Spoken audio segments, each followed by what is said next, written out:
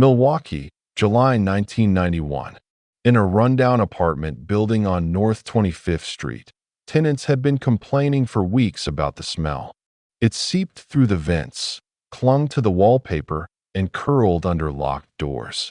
Some said it was spoiled meat, while others thought it was just the plumbing. But one man who lived in apartment 213 always had an explanation. He was always quiet, always polite, always alone. And that night, a man ran screaming from that apartment. It was approximately 11:30 p.m. on July 22, 1991, when Tracy Edwards burst onto the street, handcuffed, barefoot, and terrified. Metal glinted from his wrist under the amber streetlights as he flagged down a Milwaukee police squad car driven by officers Robert Roth and Ralph Mueller.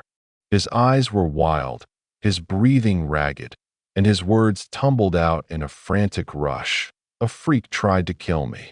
The officers noticed the handcuff immediately. They noticed the terror. And when Edwards led them back to apartment 213, they noticed something else. A smell so overpowering it made them pause at the threshold. Inside, a slender man with glasses and sandy blonde hair answered the door with unsettling calmness. His name was Jeffrey Dahmer.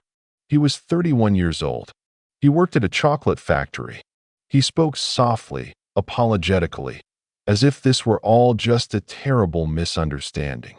But when Officer Mueller opened the bedside drawer looking for the handcuff key, he found something else entirely. Polaroid photographs. Dozens of them. Images of dismembered bodies, decapitated heads arranged on tables, human remains in various stages of mutilation. Mueller's hand trembled as he held up the photographs. "These are for real," he said quietly. And in that moment, the world changed, because what the Milwaukee Police Department discovered inside apartment 213 that night would shock the conscience of a nation and force humanity to confront an uncomfortable truth. Evil doesn't always announce itself with fangs and claws. Sometimes it wears glasses. Sometimes it speaks softly. Sometimes it lives next door and says good morning and you never suspect a thing. Inside the refrigerator, officers found 2 human hearts and a portion of bicep muscle, wrapped carefully as if they were leftovers from Sunday dinner. In the kitchen, severed heads sat in various states of decomposition. A blue 57-gallon drum in the corner contained a viscous mixture of acid and dissolving human torsos. The freezer held an entire torso, perfectly preserved, alongside 7 human skulls, some painted, some bleached white, displayed like macabre trophies on a shelf. In the filing cabinet, investigators discovered multiple severed hands and various internal organs, cataloged with disturbing precision. And throughout the apartment, scattered like vacation snapshots, were 74 Polaroid photographs documenting every stage of murder and mutilation. Young men posed in life, the same men arranged in death. Step-by-step visual records of dismemberment. A photographic diary of systematic destruction. Jeffrey Dahmer stood in the center of this charnel house, calm and cooperative, and said quietly, "I can't believe I was so stupid. I never thought I'd get caught like this. I was always so careful." Then, after a pause, "For what I did, I should be dead." The man who would become known as the Milwaukee Cannibal had finally been stopped.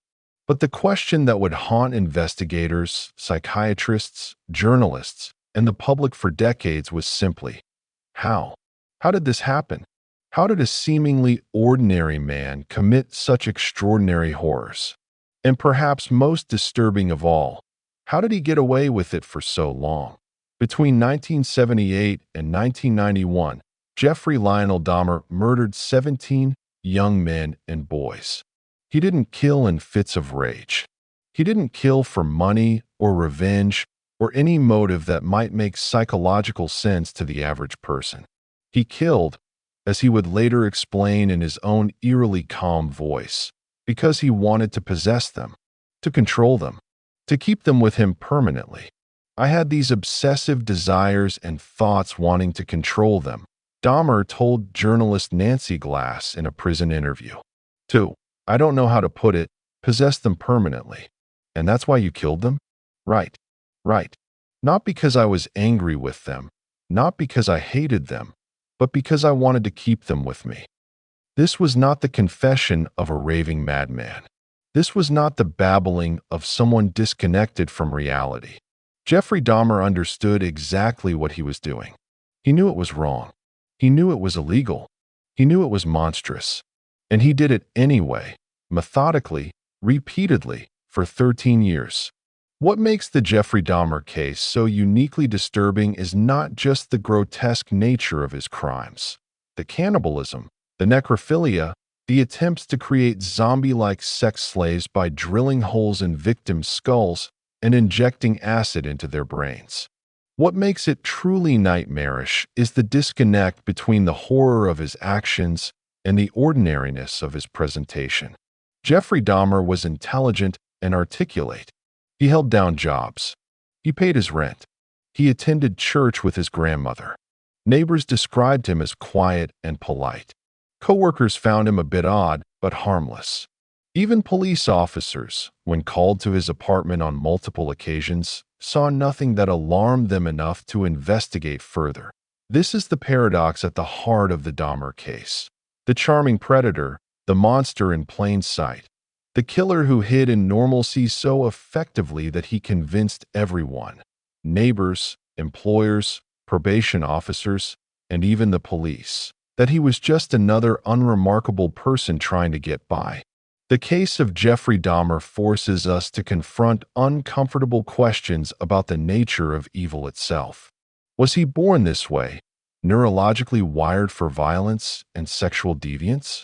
Or was he made, shaped by childhood trauma, family dysfunction, and a society that offered no support for a confused, isolated, deeply troubled young man? The answer, as we will see, is frustratingly complex. Dahmer himself offered no clear explanation. Psychiatrists remain divided. What we know for certain is that somewhere along the line, a human being transformed into something else entirely, or perhaps revealed what had been lurking beneath the surface all along. This case also exposes catastrophic failures in the systems designed to protect society from predators. Dahmer was arrested multiple times before his final capture. He was on probation for child molestation while actively killing. He was reported by concerned citizens. Missing persons cases piled up. And most horrifically, in May 1991, a 14-year-old boy named Konorak Synthesumphone escaped from Dahmer's apartment, naked and bleeding, and was returned to Dahmer by police who believed his story about a lover's quarrel. That boy died within hours. These were not random, unforeseeable tragedies. These were preventable deaths. And the fact that they occurred reveals deep-seated problems with how law enforcement handled cases involving marginalized communities, specifically gay men and men of color, who made up the majority of Dahmer's victims. The system failed them catastrophically, and the consequences were measured in human lives. In the pages that follow, we will trace the arc of Jeffrey Dahmer's life from a troubled childhood in rural Ohio to his death at the hands of a fellow inmate in a Wisconsin prison. We will examine the psychological mechanisms that allowed him to compartmentalize his monstrous urges from his everyday existence. We will explore each of his victims, not as statistics, but as individual human beings with names, families, and futures that were stolen from them. We will dissect the system failures that allowed the killing to continue. And we will grapple with the uncomfortable legacy of a case that continues to fascinate and horrify in equal measure. This is not a story with easy answers. There is no moment of catharsis, no revelation that makes everything make sense. Jeffrey Dahmer remains, even after extensive study, a profoundly disturbing enigma. What we can do is examine the evidence, listen to his own words, understand the context of his crimes, and perhaps learn something about the darkest potentials of human psychology. We will approach this subject with several analytical frameworks in mind. From a developmental psychology perspective, we will examine how early experiences, family dynamics, and social isolation may have contributed to Dahmer's pathology. From a forensic psychiatric standpoint, we will explore the diagnoses that experts proposed: necrophilia, borderline personality disorder, sexual sadism, and what these labels do and don't tell us about his motivations. From a behavioral analysis perspective, we will track the evolution of his crimes, the refinement of his methods, and the escalation of his violence. And from a sociological perspective, we will examine the cultural context of early 1990s America, the marginalization of LGBTQ+ communities, and the systemic racism that made it easier for Dahmer to prey on vulnerable victims. What emerges from this multifaceted analysis is a portrait of profound dysfunction at every level: individual, familial, institutional, and societal. Jeffrey Dahmer was not simply a lone monster who appeared from nowhere. He was the product of specific circumstances, specific failures, specific moments where intervention might have changed everything. Understanding these factors doesn't excuse his actions. Nothing can excuse what he did.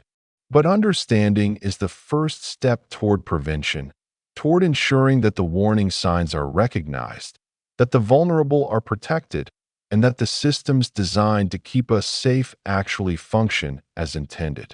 The story of Jeffrey Dahmer is a horror story, but it is not fiction.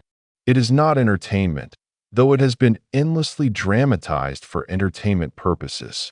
It is a real tragedy that unfolded over 13 years, claiming 17 lives, devastating countless families, and exposing uncomfortable truths about American society. The young men who died at Dahmer's hands were sons, brothers, friends. They had dreams and aspirations. They deserved to live. And they deserve to be remembered not just as victims of a notorious killer, but as individuals whose lives mattered. As we begin this deep examination into the dark psychology of Jeffrey Dahmer, we do so with the understanding that this is difficult territory. The details are graphic. The psychological insights are disturbing. The system failures are enraging. But this story must be told completely and honestly, because anything less is a disservice to the victims and to the truth. Jeffrey Dahmer once said, in his final statement before sentencing, "I should have stayed with God. I tried and failed and created a holocaust. Thank God there will be no more harm I can do." These words, spoken by a man who had committed unspeakable acts, raise perhaps the most profound question of all. Can someone who has done such evil truly repent? Can they be forgiven? Can they be understood? We may never have satisfying answers to these questions. But in the attempt to understand, in the rigorous examination of how a human being becomes capable of such horror, we honor the victims by ensuring their deaths were not meaningless. We learn. We question. We refuse to look away from the uncomfortable truth that monsters are not otherworldly creatures. They are human. They live among us. And sometimes, they are exactly the people we least suspect. This is the story of Jeffrey Dahmer.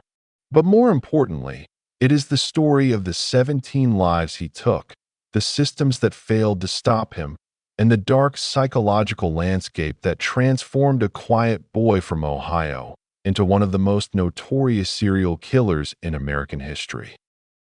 Before the headlines and before the horrors, there was a quiet boy growing up in a quiet town in what seemed like a quiet home. But beneath the surface, something was festering. Jeffrey Lionel Dahmer was born on May 21st, 1960, in Milwaukee, Wisconsin, to Joyce Annette and Lionel Herbert Dahmer. From the outside, the Dahmers looked like any other middle-class American family in the post-war prosperity era. Lionel was a college-educated chemist working toward his PhD, intelligent and methodical, a man of science who believed in rational explanations for observable phenomena. Joyce was a teletype machine instructor, articulate and ambitious, with dreams that extended beyond the conventional boundaries of 1960s housewifery.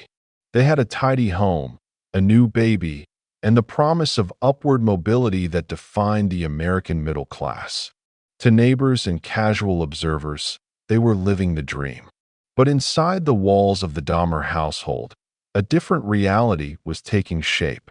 The marriage was troubled from the start, marked by constant tension that would only deepen with each passing year. Joyce Dahmer suffered from severe anxiety and was a hypochondriac, conditions that in the early 1960s were poorly understood and inadequately treated. She experienced frequent bouts of illness, some real, some psychosomatic, that left her bedridden and unable to care for her infant son. Lionel, absorbed in his academic and professional pursuits, was often emotionally unavailable, retreating into his work when faced with his wife's demands and the chaos of their home life. The emotional distance between them grew into a chasm, and young Jeffrey, even as a toddler, existed in the space between two people who could barely stand to be in the same room together. Lionel would later write in his memoir, A Father's Story, that he recognized early on that something was different about Jeffrey. I saw early on that Jeffrey was somehow more withdrawn, less connected than other kids, he wrote. But I didn't know what it meant. None of us did. This observation, made with the benefit of hindsight and the weight of terrible knowledge, captures the tragic blindness that characterized Jeffrey's childhood. The warning signs were there, but no one knew how to read them. Or perhaps more accurately, no one wanted to believe what they might mean.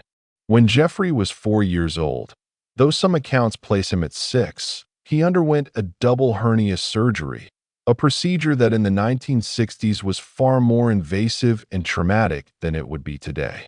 The surgery required cutting into the abdominal wall, manipulating internal organs, and a painful recovery period. For a small child, this experience was undoubtedly frightening and potentially psychologically scarring. Some psychologists have speculated that this early trauma, this violation of bodily integrity, may have contributed to Jeffrey's later fixations on the interior of the human body and his need to control and penetrate. However, it's crucial to approach this theory with caution. Many children undergo similar surgeries without developing violent paraphilias. The hernia surgery may have been a contributing factor in a complex web of influences, but it was not, in itself, determinative. What we can say with certainty is that after the surgery, Jeffrey's behavior changed noticeably. The happy, energetic toddler became increasingly withdrawn and quiet. He spent long periods sitting alone, staring into space, seemingly disconnected from the world around him. The Dahmer family moved several times during Jeffrey's early childhood, relocating from Milwaukee to Doylestown, Ohio, and eventually settling in Bath Township, a wooded suburban community outside of Akron. These moves, while not unusual for an upwardly mobile family in the 1960s, disrupted any stability Jeffrey might have found in friendships or familiar environments. Each relocation meant starting over, and for a child already struggling with social connection, this pattern of upheaval likely intensified his isolation. In 1966, when Jeffrey was 6, his brother David was born. The arrival of a sibling can be difficult for any child, but for Jeffrey, it seemed to represent a final confirmation of his place in the family hierarchy, or rather, his lack of one. While David was showered with attention, particularly from Joyce, who seemed to find in her second son the joy she had struggled to feel with her first, Jeffrey retreated further into himself. The custody battle that would erupt years later during the divorce proceedings would center entirely on David. Neither parent fought for Jeffrey. This abandonment, this confirmation that he was the unwanted one, left psychological scars that never fully healed. By the time the family settled into the ranch-style house in Bath Township, Jeffrey was exhibiting behaviors that should have alarmed any attentive parent. He began collecting roadkill, dead animals he found along the roads and in the woods surrounding their home. This in itself is not entirely unusual. Many children go through a phase of curiosity about death. But Jeffrey's interest went far beyond normal curiosity. He didn't simply observe the dead animals. He dissected them. Using knowledge gleaned from watching his father work with chemicals in the home laboratory Lionel had set up in the garage, Jeffrey learned how to dissolve the flesh from bones. He would find a dead animal, bring it home, and methodically strip away the soft tissue using bleach and other caustic substances until only the skeleton remained. He kept these bones, arranging them, studying them, fascinated by the architecture beneath the flesh. Lionel, when he discovered this behavior, was not alarmed. In fact, he later admitted that he felt a sort of pride that his son was showing an interest in science. He even helped Jeffrey understand the chemistry involved in the process. It never occurred to him, or to Joyce, that this fascination might be pathological. They saw a budding scientist. They should have seen a warning sign. The infamous incident of the dog's head impaled on a stick in the woods behind the Dahmer home is often cited as evidence of Jeffrey's emerging sadism. But the truth is slightly more nuanced, though no less disturbing. Jeffrey did not kill the dog. He found it dead and, in an act that defies easy psychological interpretation, he severed the head and mounted it on a stake, creating a grotesque totem in a small clearing. When neighborhood children discovered it, they were horrified. When Lionel found out, he made Jeffrey remove it. But the incident was treated as a macabre prank rather than what it actually was, a symptom of a profound psychological disturbance that it's important to note. And Jeffrey himself would later emphasize this, that during this period, he was not actively killing animals. His fascination was with creatures that were already dead. This is a critical distinction in understanding the development of his pathology. He was not, at this stage, acting on violent impulses toward living things. He was, however, developing a deep, obsessive interest in the interior of bodies, in the mechanics of death, and in the preservation of remains. These interests, left unchecked and unexamined, would eventually find a human target. Jeffrey would later recount in interviews that he once planned to kill an Irish setter. He had selected the dog, had formulated a plan to lure it, kill it, and dissect it. But when the moment came, when the dog looked into his eyes, he couldn't do it. He let the dog go. This moment of empathy, this flicker of connection with a living creature, suggests that at this stage of his development, Jeffrey still retained some capacity for normal emotional response. That capacity would erode over time, but it existed. And its existence raises the tantalizing, tragic question: could intervention at this point have changed everything? By the time Jeffrey entered high school at Revere High School in Richfield, Ohio, he was already well on his way to becoming the person who would commit those terrible crimes a few years later. His isolation was nearly complete. He had no close friends. He made no attempt to form romantic or sexual relationships, though by this time he was becoming aware of his attraction to other males, an awareness that in 1970s rural Ohio carried enormous stigma and offered no support or acceptance. Unable to express or even acknowledge his emerging homosexuality, unable to connect with peers on any meaningful level, Jeffrey turned to alcohol. By his own later admission, his alcoholism began in earnest when he was 14 years old. He didn't drink occasionally or socially. He drank daily and heavily, consuming hard liquor that he smuggled into school in coffee cups and soft drink containers. He was drunk through most of his high school classes. The fact that teachers noticed but largely turned a blind eye speaks to a different era's attitudes toward discipline and intervention, but it also represents another missed opportunity to help a deeply troubled teenager.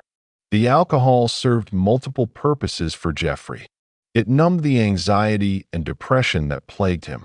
It made the social world slightly more bearable, and it quieted, temporarily, the disturbing fantasies that had begun to dominate his thoughts.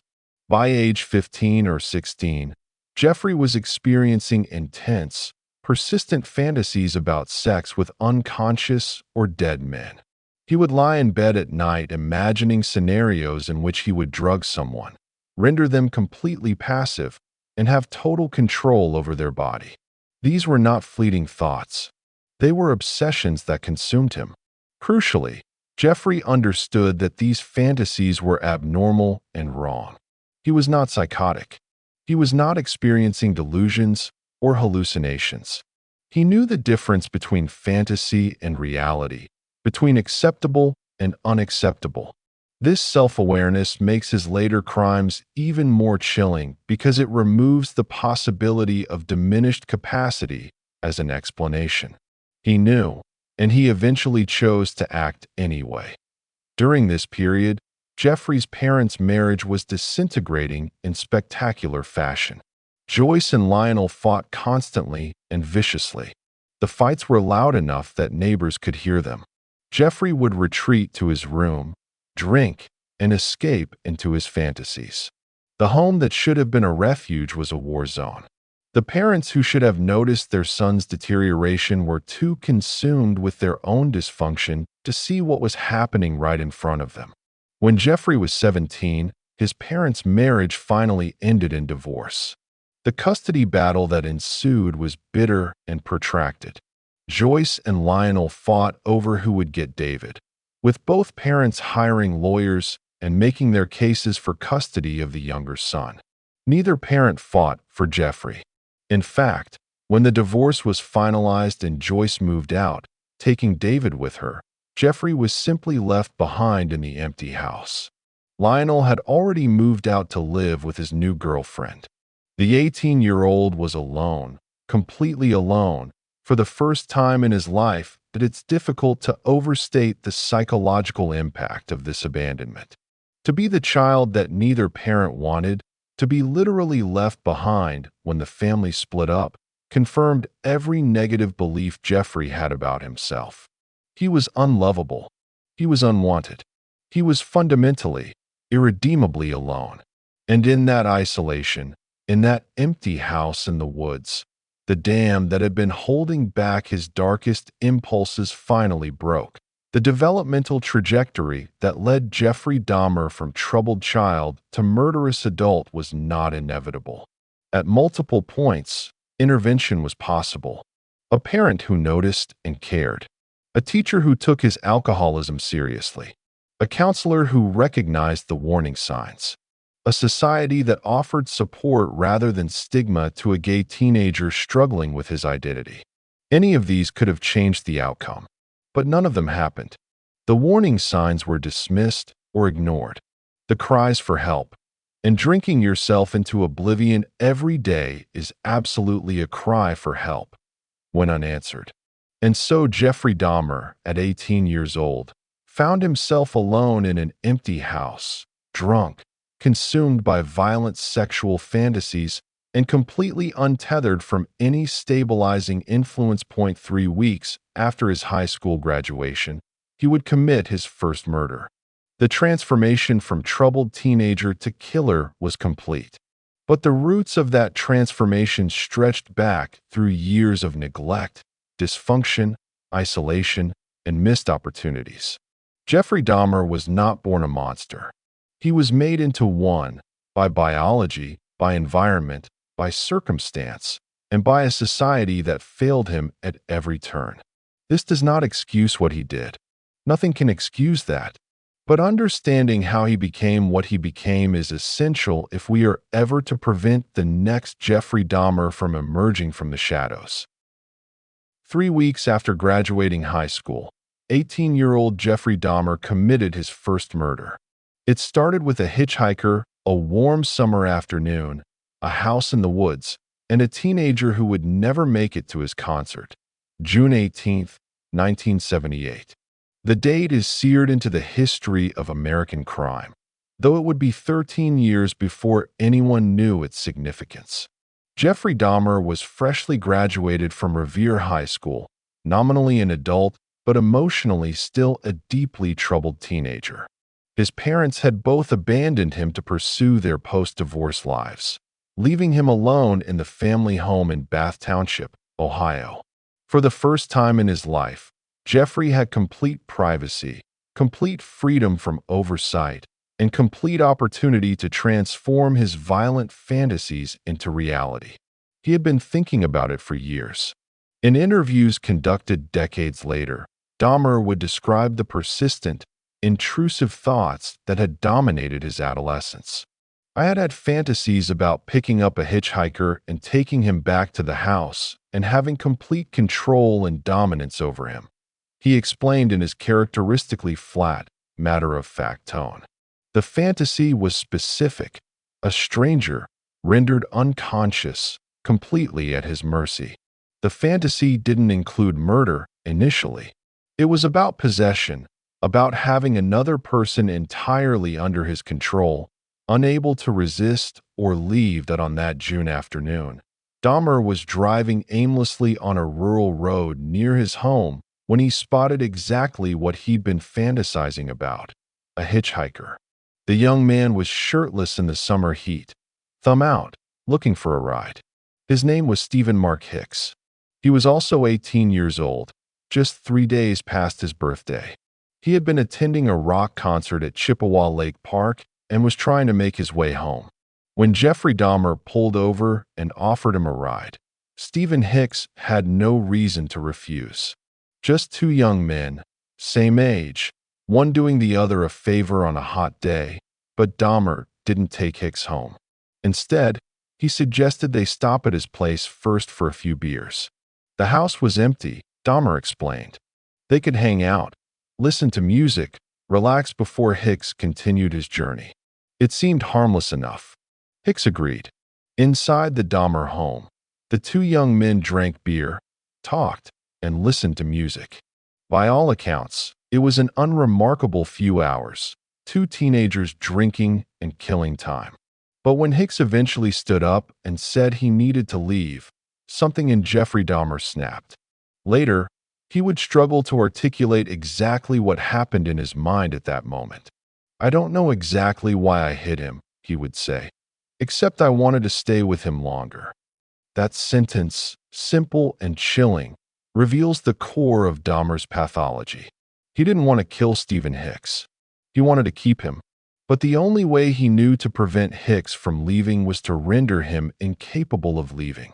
So he grabbed a dumbbell, one of the weights from the exercise equipment scattered around the house, and struck Hicks from behind, hitting him in the back of the head with enough force to drop him to the floor. Hicks crumpled, stunned but not unconscious. Dahmer then wrapped the metal bar of the dumbbell around Hicks' neck and strangled him. The process took several minutes. Strangulation is not like it appears in movies. It's not quick or easy. It requires sustained pressure, sustained effort. Dahmer had to commit to the act, had to continue applying force even as Hicks struggled, even as the life drained out of him. When it was finally over, when Stephen Hicks lay dead on the floor, Jeffrey Dahmer had crossed a threshold from which there would be no return. What happened next reveals the degree of premeditation that had gone into Dahmer's fantasies. He didn't panic. He didn't call for help. He didn't experience a breakdown or immediate remorse. Instead, he methodically stripped the body and engaged in post-mortem sexual activity with the corpse. This was not a spontaneous crime of passion. This was the fulfillment of a long-held fantasy. And even in the immediate aftermath of his first murder, Dahmer was calm and purposeful. But then came the problem: what to do with the body. This is where Dahmer's years of experience with animal carcasses came into play. He knew exactly what needed to be done. He left the body on the floor overnight. He was drunk, exhausted, and needed to think. But the next morning, he dragged Stephen Hicks' corpse to the basement and began the process of dismemberment. Using knives from the kitchen, Dahmer cut the body into manageable pieces. He placed the remains in large black garbage bags and initially buried them in a shallow grave in a wooded area behind the house. The process was gruesome and labor-intensive, but Dahmer approached it with the same methodical calm he had shown during the murder itself. He was solving a problem, disposing of evidence, and ensuring that Stephen Hicks would never be found. But Dahmer couldn't leave it at that. Within days, he became paranoid that someone might discover the grave. So he returned, dug up the remains, and brought them back to the house. This time, he would be more thorough. Using techniques he had learned from dissolving animal carcasses, Dahmer employed acid and bleach to strip the flesh from Stephen Hicks' bones. The process took time and filled the house with a horrific stench, but Dahmer was alone and unbothered. He dissolved what could be dissolved and pulverized what remained. When he was left with bones that wouldn't dissolve, Dahmer took a sledgehammer and systematically smashed them into fragments. He then scattered these bone fragments throughout the woods behind his house, spreading them over a wide area so that no concentration of remains would ever be discovered. He threw Hicks' necklace and the knife used in the dismemberment into the Cuyahoga River. Within days of the murder, Stephen Mark Hicks had been completely erased. The thoroughness of this disposal is significant. This was not the panicked, haphazard work of someone who killed on impulse and didn't know what to do with the body. This was calculated, methodical, and informed by years of practice with animal remains. Dahmer knew exactly what he was doing. He had thought about this, and his meticulous destruction of the evidence suggests that even as he was fulfilling his fantasy for the first time, he was already protecting himself, already thinking about getting away with it. Stephen Hicks was reported missing by his family when he failed to return home from the concert. For 13 years, his disappearance remained a mystery. His mother never stopped looking for him, never stopped hoping he might still be alive somewhere. She would die without knowing what happened to her son. The case went cold immediately because there were no witnesses, no body, no evidence. Jeffrey Dahmer had committed what appeared to be the perfect crime. And then, inexplicably, he stopped killing. The 9-year gap between the murder of Stephen Hicks in June 1978 and Dahmer's second murder in September 1987 is one of the most puzzling aspects of his criminal career. Serial killers typically escalate, their cooling-off periods becoming shorter as their need for the thrill intensifies. Dahmer, instead, went nearly a decade without killing again. Why? Dahmer's own explanation was simple: opportunity, or rather the lack thereof. Just wasn't an opportunity to fully express what I wanted to do, he said in a later interview. There was just not the physical opportunity to do it then. This explanation is revealing because it suggests that the urge never left him. He didn't stop because he felt guilty or horrified by what he'd done. He didn't experience a moral awakening. He simply lacked the privacy and circumstances necessary to kill again. In the fall of 1978, just months after murdering Stephen Hicks, Dahmer enrolled at Ohio State University at his father's urging. Lionel hoped that college would provide structure and purpose, that his son would find direction and perhaps leave behind whatever darkness had consumed him in that empty house. But Jeffrey Dahmer was in no condition to be a college student. He was drinking heavily, far more than the typical college partier. He attended classes drunk or hungover. He completed virtually no coursework. His roommate later described him as odd and uncommunicative, spending most of his time alone in the dorm room, drinking. After one semester, Dahmer flunked out. His grades were so poor that the university declined to allow him to return. He moved back to the bathhouse briefly, but Lionel, frustrated and concerned, pressured him to do something with his life. In January 1979, With few other options, Jeffrey Dahmer enlisted in the United States Army. The military, Lionel hoped, would provide the structure and discipline his son so desperately needed. For a while, it seemed like it might work. Dahmer trained as a medic and was eventually stationed in Baumholder, West Germany. Initially, he was an average or even slightly above average soldier. He followed orders, completed his duties, and didn't cause major problems. But his alcoholism, which had briefly been constrained by the rigid structure of basic training, soon reasserted itself in the more relaxed environment of a permanent posting. Dahmer's drinking in Germany became severe enough that fellow soldiers noticed. He was intoxicated on duty multiple times. His performance deteriorated, and according to later allegations from fellow soldiers Billy Joe Capshaw and Preston Davis, Dahmer sexually assaulted them during his time in Germany. These allegations, which emerged only after Dahmer's arrest, paint a disturbing picture of a man whose violent sexual urges were not dormant but merely constrained by circumstance. In the military environment, where he shared living space and lacked privacy, Dahmer couldn't kill. But he could, allegedly, engage in non-consensual sexual acts when opportunities presented themselves. By early 1981, Dahmer's superiors had seen enough.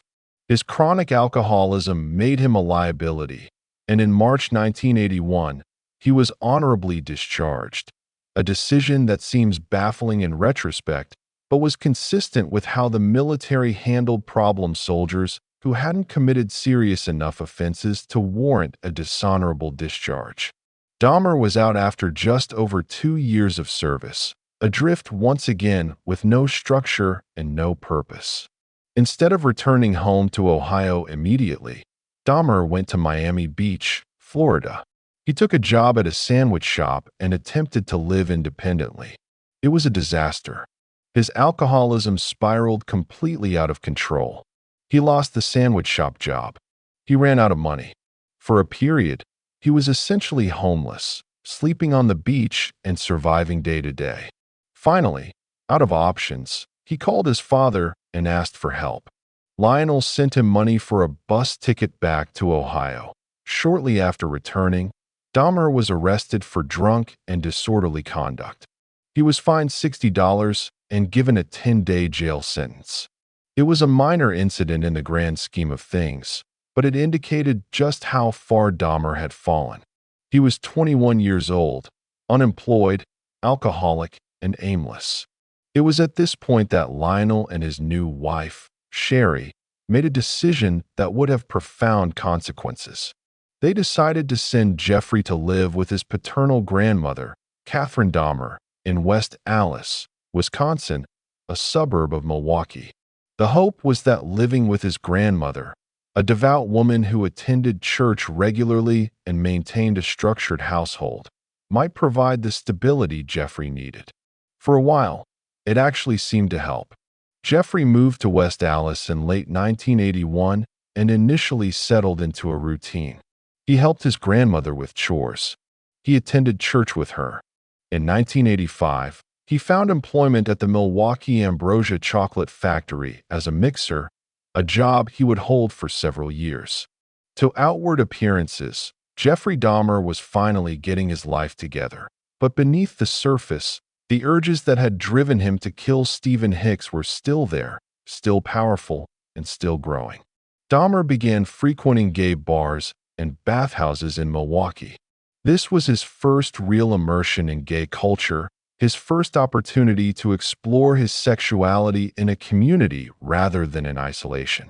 But Dahmer's approach to these spaces was predatory from the start. He developed a practice of drugging men he met at bathhouses.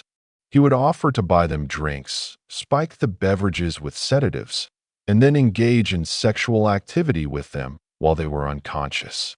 He wasn't killing, not yet, but he was acting on his need for control, for partners who couldn't resist or reject him. This behavior led to him being banned from at least one bathhouse after multiple incidents where other patrons were found unconscious in his company. In 1986, Dahmer was arrested for lewd and lascivious behavior after he exposed himself and masturbated in front of two young boys. He received a 1-year suspended sentence and was required to undergo counseling. This should have been a major red flag, an indicator of escalating deviant behavior that required serious intervention. Instead, it was treated as a relatively minor offense, and Dahmer received minimal supervision or treatment. Around this same time, according to his later confessions, Dahmer came terrifyingly close to acting on his necrophilic urges. He became obsessed with the idea of obtaining a fresh corpse. He scoured obituaries looking for recently deceased young men. In 1986 or 1987, he actually attended the funeral of an 18-year-old male, studying the body during the viewing. Days later, he went to the cemetery with the intention of digging up the fresh grave and stealing the corpse. He brought a shovel. He found the grave. He began to dig, but the ground was frozen, making the work far more difficult than he'd anticipated. And at some point during his macabre excavation, a dog in the cemetery began barking, frightening him off. Dahmer abandoned the attempt and left. But the fact that he tried reveals just how close he was to the edge, how strong the compulsion had become. He was willing to desecrate a grave, to steal a corpse, to risk arrest and imprisonment, just to satisfy his urges. It was only a matter of time before the urge to kill returned. The 9-year gap between Stephen Hicks and what would come next was not a period of remission or recovery. It was a period of constraint, during which Dahmer's pathology continued to develop and intensify, held in check only by lack of opportunity. He had learned from his first kill. He had refined his fantasies. He had tested his boundaries with living victims, drugging men at bathhouses, exposing himself, fantasizing about corpses. The dam was about to break again. And when it did, Jeffrey Dahmer wouldn't stop at one victim. The killing that resumed in 1987 would continue, with increasing frequency and brutality, until that night in July 1991 when Tracy Edwards ran screaming from apartment 213. The 9-year silence was over. The Milwaukee cannibal was about to be born. November 1987, almost a decade after Stephen Hicks. The dam finally broke. Jeffrey Dahmer encountered Stephen Walter Twomey at a gay bar in Milwaukee called Club 219. The bar was one of several establishments Dahmer had been frequenting with increasing regularity, spaces where he could explore his sexuality and, more importantly, scout for potential victims. Twomey was 24 years old, several years older than Dahmer, and by all accounts was simply out for a night of drinking and socializing. When Dahmer approached him and suggested they continue their evening at a hotel, Twomey had no reason to suspect danger. Dahmer rented a room at the Ambassador Hotel, an upscale establishment that catered to business travelers and tourists. This was a significant departure from his previous pattern. The Hicks murder had occurred in the privacy of an empty house. But Dahmer no longer had that kind of privacy. He was living with his grandmother, and bringing a man home would raise questions he couldn't answer. A hotel room offered temporary privacy, a contained space where he could act on his urges without oversight. According to Dahmer's later confession, he did not initially plan to kill Stephen Twomey.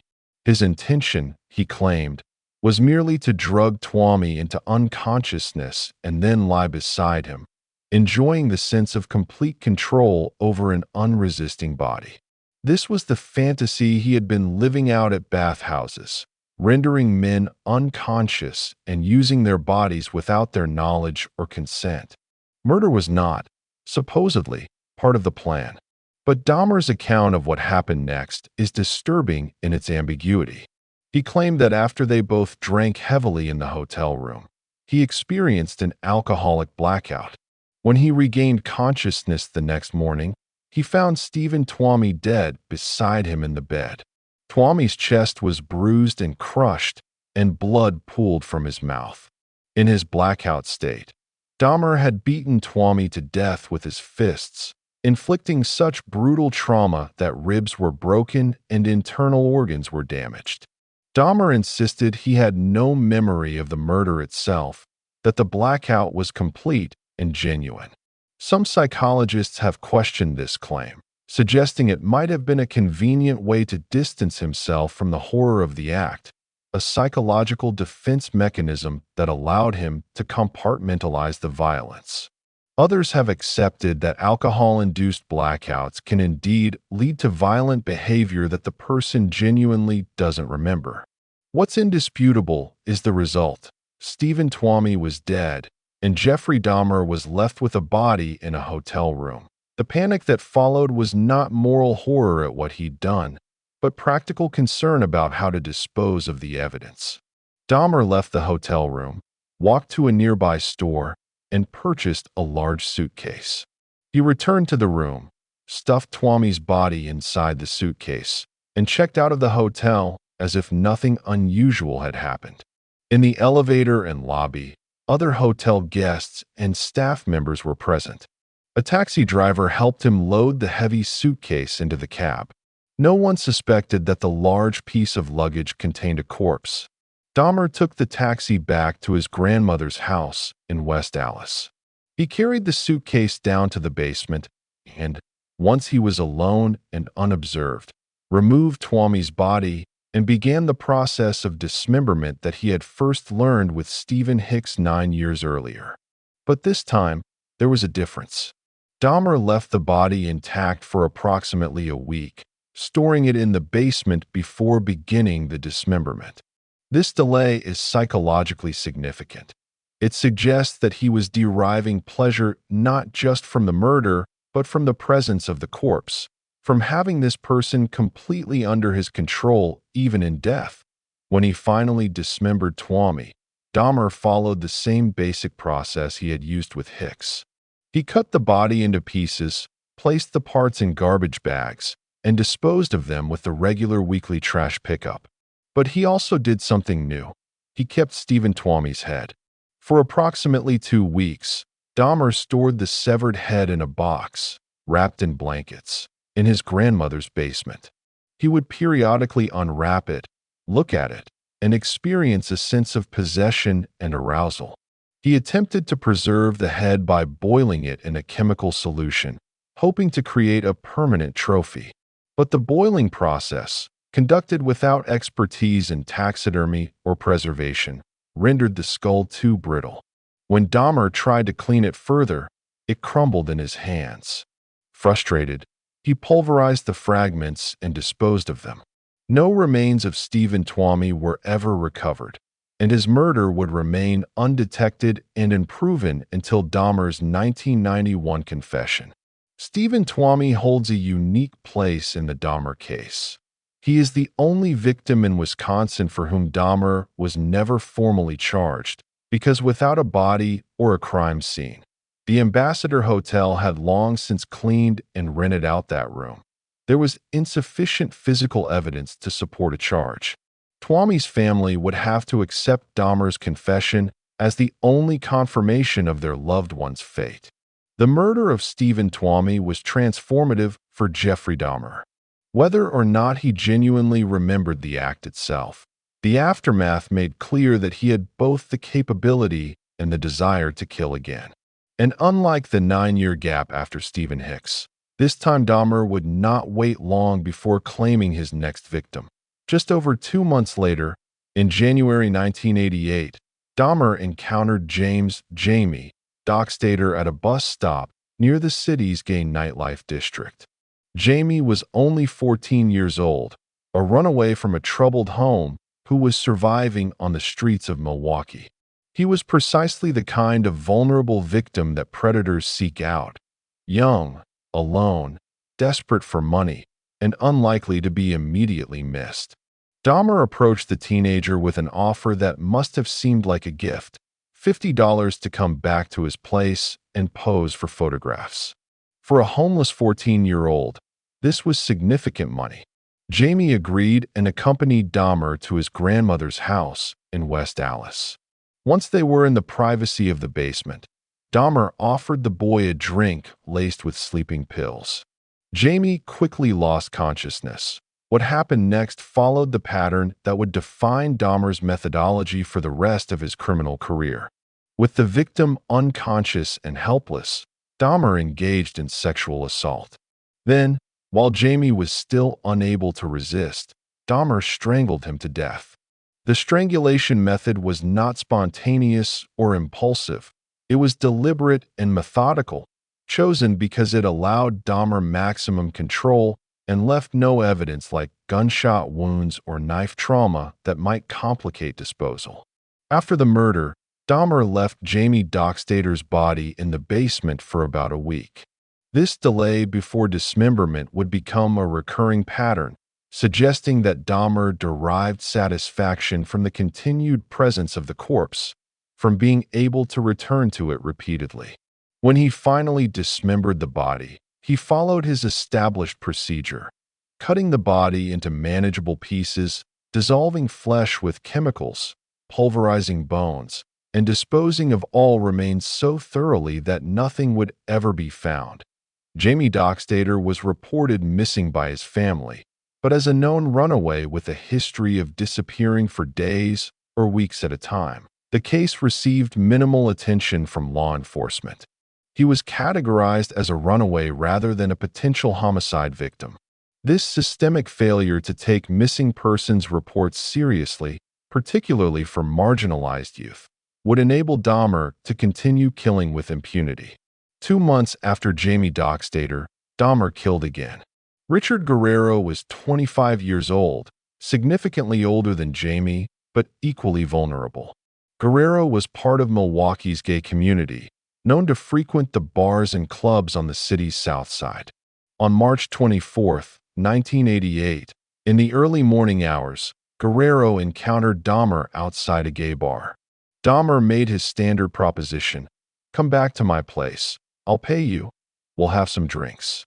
By this point, Dahmer had refined his methodology to a practiced routine. He was no longer improvising or acting on impulse. He knew exactly what he was going to do and how he was going to do it. Back at his grandmother's house, Guerrero was given the drug drink. He fell unconscious. Dahmer strangled him. The body was left intact for approximately 24 hours before dismemberment. And once again, Dahmer attempted to preserve the skull as a trophy. The skull preservation attempts are psychologically revealing. Dahmer wasn't satisfied with simply killing and disposing of his victims. He wanted to keep part of them, to possess them permanently. The skull, stripped of flesh and cleaned, represented the essence of the person, the part of the body that housed consciousness and identity. By keeping the skulls, Dahmer was fulfilling his expressed desire to possess his victims completely and permanently. But the preservation techniques he was using at this stage were crude and ultimately unsuccessful. The skulls would crack or crumble during the chemical treatment and heat application. Frustrated, Dahmer would eventually pulverize these failed preservation attempts and dispose of them. It wasn't until later, after further experimentation and refinement, that he would succeed in preserving skulls intact. Richard Guerrero's family mounted a desperate search for him. His mother, Dear Mina, spent months distributing flyers, questioning neighbors, pleading with police to take the disappearance seriously. But without evidence of foul play, without a body or witnesses, the case stagnated. Guerrero joined the growing list of missing persons in Milwaukee, a list that would eventually reveal a horrifying pattern. By the summer of 1988, Jeffrey Dahmer had killed 4 people: Stephen Hicks in 1978, and then Twomey, Dockstader, and Guerrero in rapid succession. The 9-year dormancy was definitively over. The compulsion that had lain dormant, constrained by circumstance, was now fully active and accelerating. The cooling-off periods between murders were shrinking, and Dahmer's grandmother, Catherine, was beginning to notice troubling signs. The smell was the most obvious problem. Dismembering bodies and treating them with chemicals produces an overwhelming stench of decomposition and chemical fumes. Catherine complained repeatedly about horrible odors coming from the basement and garage. Dahmer deflected with practiced lies. It was a backed-up sewer. It was meat that had spoiled in a malfunctioning freezer. It was chemicals he was using for a taxidermy project. Catherine, wanting to believe her grandson, accepted these explanations, but her unease grew. She also became increasingly uncomfortable with Jeffrey's habit of bringing young men to the house late at night. As a devout Christian, Catherine found this behavior inappropriate and contrary to her values. She didn't know, couldn't have known, that these weren't consensual encounters but abductions that ended in murder. But her discomfort was enough that in September 1988, she asked Jeffrey to move out. The request was gentle and motivated by moral concern rather than suspicion of violence, but it represented a crisis for Dahmer. Living with his grandmother had provided him with the minimal structure and oversight that perhaps constrained his worst impulses. More practically, her house had provided him with a private space, the basement, where he could kill and dismember. Moving out would mean finding a new location, a new setup, new logistics for murder. Before he moved out, however, an incident occurred that should have ended Dahmer's killing spree immediately. In September 1988, he invited a man named Ronald Flowers Jr. to his grandmother's basement. Dahmer drugged Flowers' drink, intending to render him unconscious so he could assault and kill him. But before Flowers lost consciousness completely, Catherine came downstairs to check on her grandson. She saw Jeffrey with the visibly impaired Flowers and questioned what was happening. Her presence saved Ronald Flowers' life. Dahmer, knowing his grandmother had seen Flowers alive and could identify him, couldn't kill him. Instead, he actually took Flowers to a hospital, claiming his friend had gotten too drunk. Flowers survived, though he had no clear memory of what had happened or how close he'd come to becoming Dahmer's next victim. This incident should have taught Dahmer that he couldn't continue to kill at his grandmother's house. The risk was too great. And indeed, after Catherine asked him to move out, there was a temporary pause in the murders. But this pause was not the result of moral reflection or deterrence. It was, once again, purely logistical. Dahmer needed to find a new hunting ground, a new private space where he could continue to act on his compulsions. That pause would be brief, and it would end in spectacular fashion, not because Dahmer chose to resume killing, but because he was arrested for a different crime entirely, one that would give the world its first real glimpse into the darkness consuming Jeffrey Dahmer. That in September 1988, the same month he moved out of his grandmother's house, Dahmer propositioned a 13-year-old Laotian boy named Somsak Synthesumphone. He lured the boy to his apartment with promises of money for posing for photographs. Once there, he drugged the child, sexually assaulted him, and kept him overnight. Miraculously, the boy escaped the next day and reported the assault to police. Unlike the murders, which left no living witnesses, this crime had a victim who survived and was able to testify. Unlike the missing persons cases that police could dismiss as runaways or voluntary disappearances, this was an undeniable felony. Dahmer was arrested and charged with second-degree sexual assault and enticement of a child for immoral purposes. He was released on bail after spending just 1 week in jail, a decision that seems incomprehensible in hindsight. During his release on bail, before his sentencing, Dahmer would kill again. His 5th victim was Anthony Sears, and Sears' murder would mark a crucial evolution in Dahmer's pathology, the beginning of his trophy collection. Anthony Sears was 24 years old, an aspiring model with dreams of making it in the entertainment industry. He was good-looking, charismatic, and popular in Milwaukee's gay community. On Easter weekend, March 25, 1989, Sears encountered Dahmer at a gay bar. Despite the pending criminal charges hanging over him, despite the risk of being caught and sent to prison, Dahmer couldn't resist the compulsion. He invited Sears back to his grandmother's house. He no longer lived there, but still had a key and knew she would be away that weekend at the house. Dahmer drugged Sears, had sex with him while he was unconscious, and then strangled him to death. But with Anthony Sears, Dahmer crossed a new threshold. He didn't just dismember the body.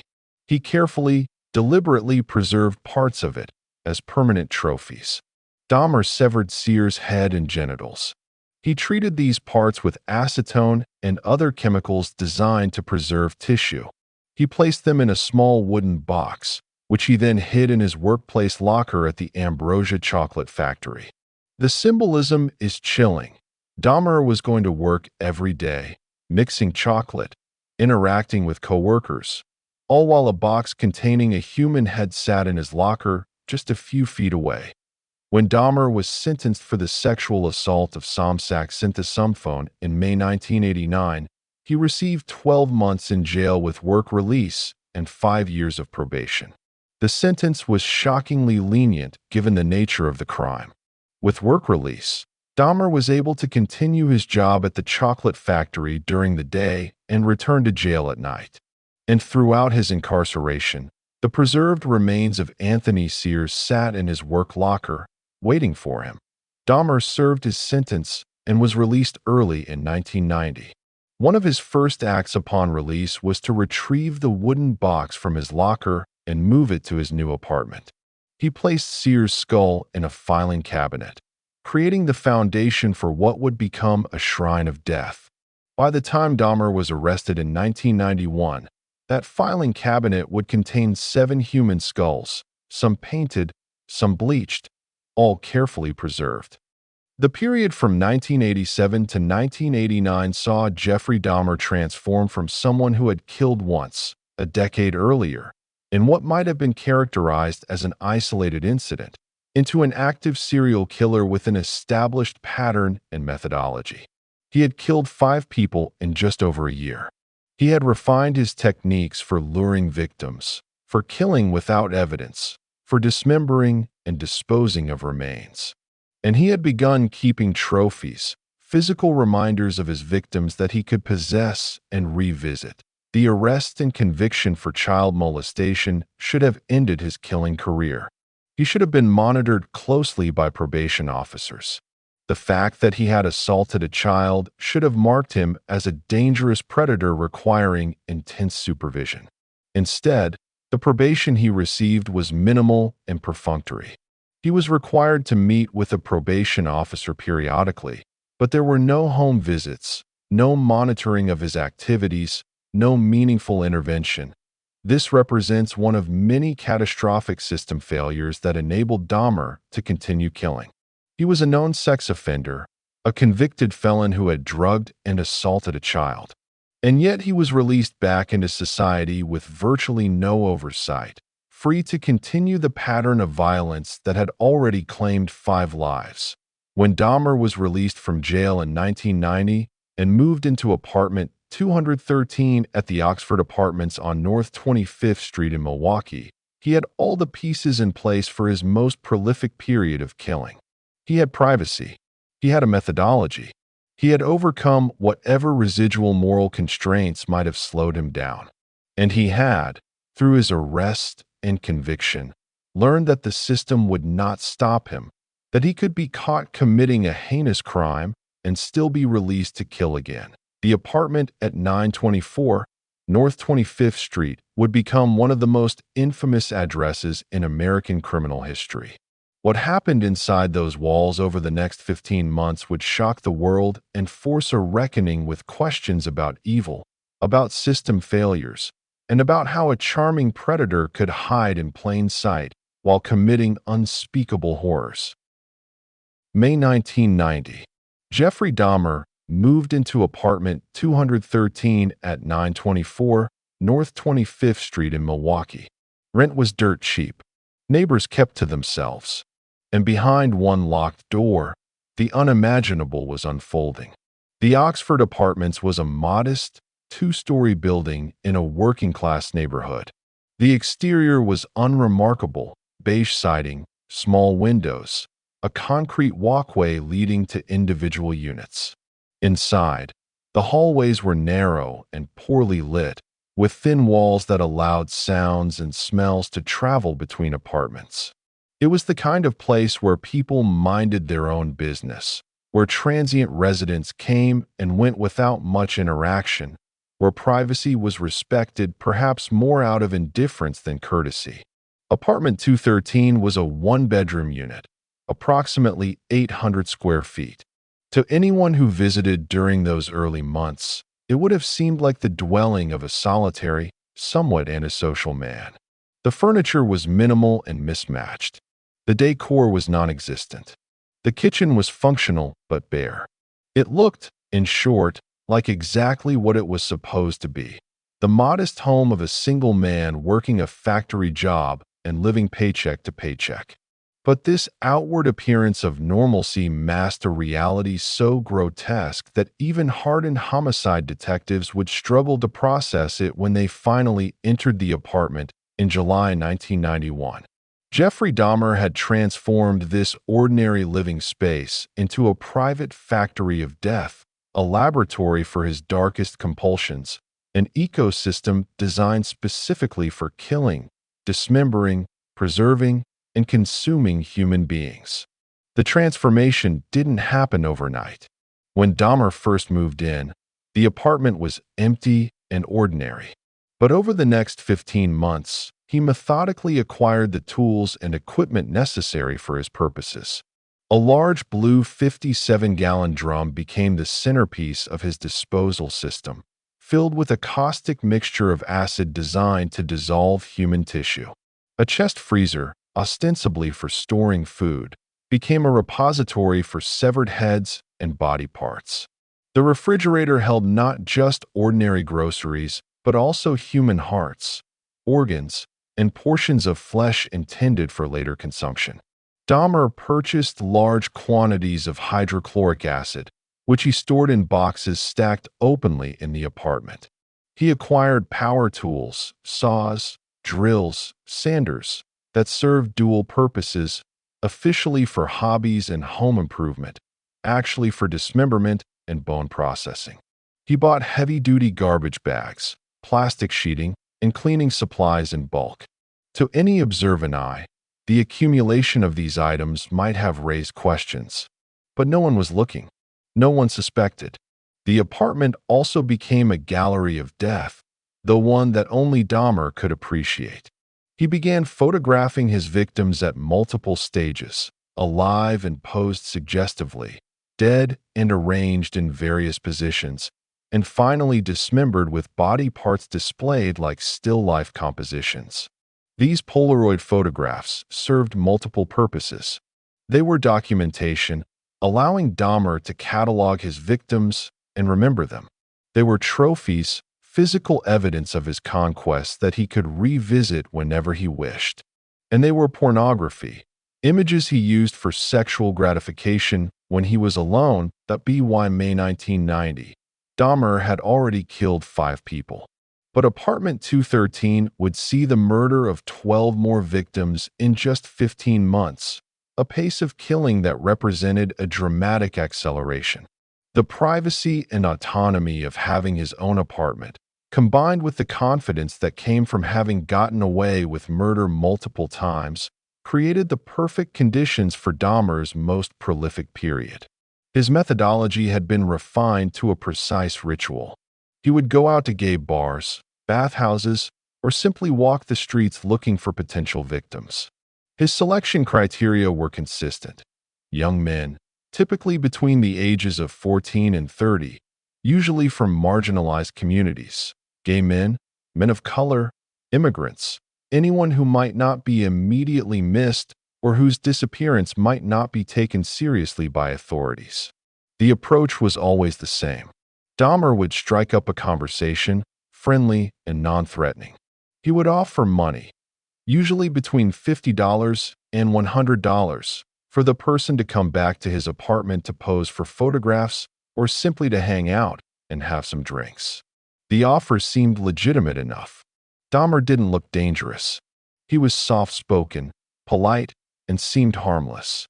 Most importantly, he was offering money to young men who often desperately needed it. Once back at apartment 213, Dahmer would prepare drinks. The beverages, beer, mixed cocktails, or sometimes just liquor, were laced with powerful sedatives. Dahmer had experimented extensively with dosages, learning how much was needed to render someone unconscious without killing them immediately.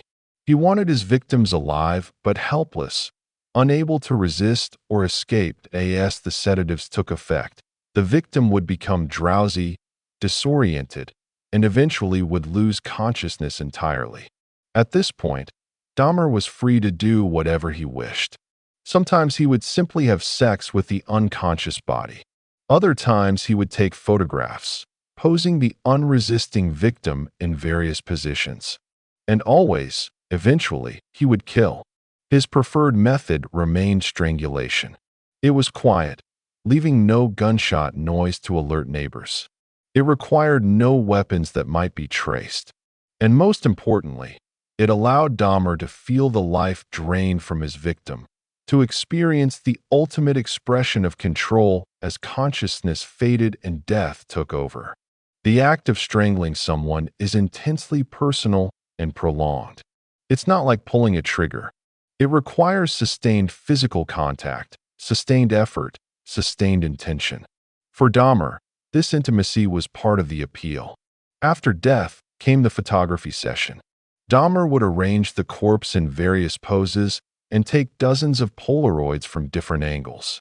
These post-mortem photographs were explicit and grotesque, documenting the reality of death in clinical detail.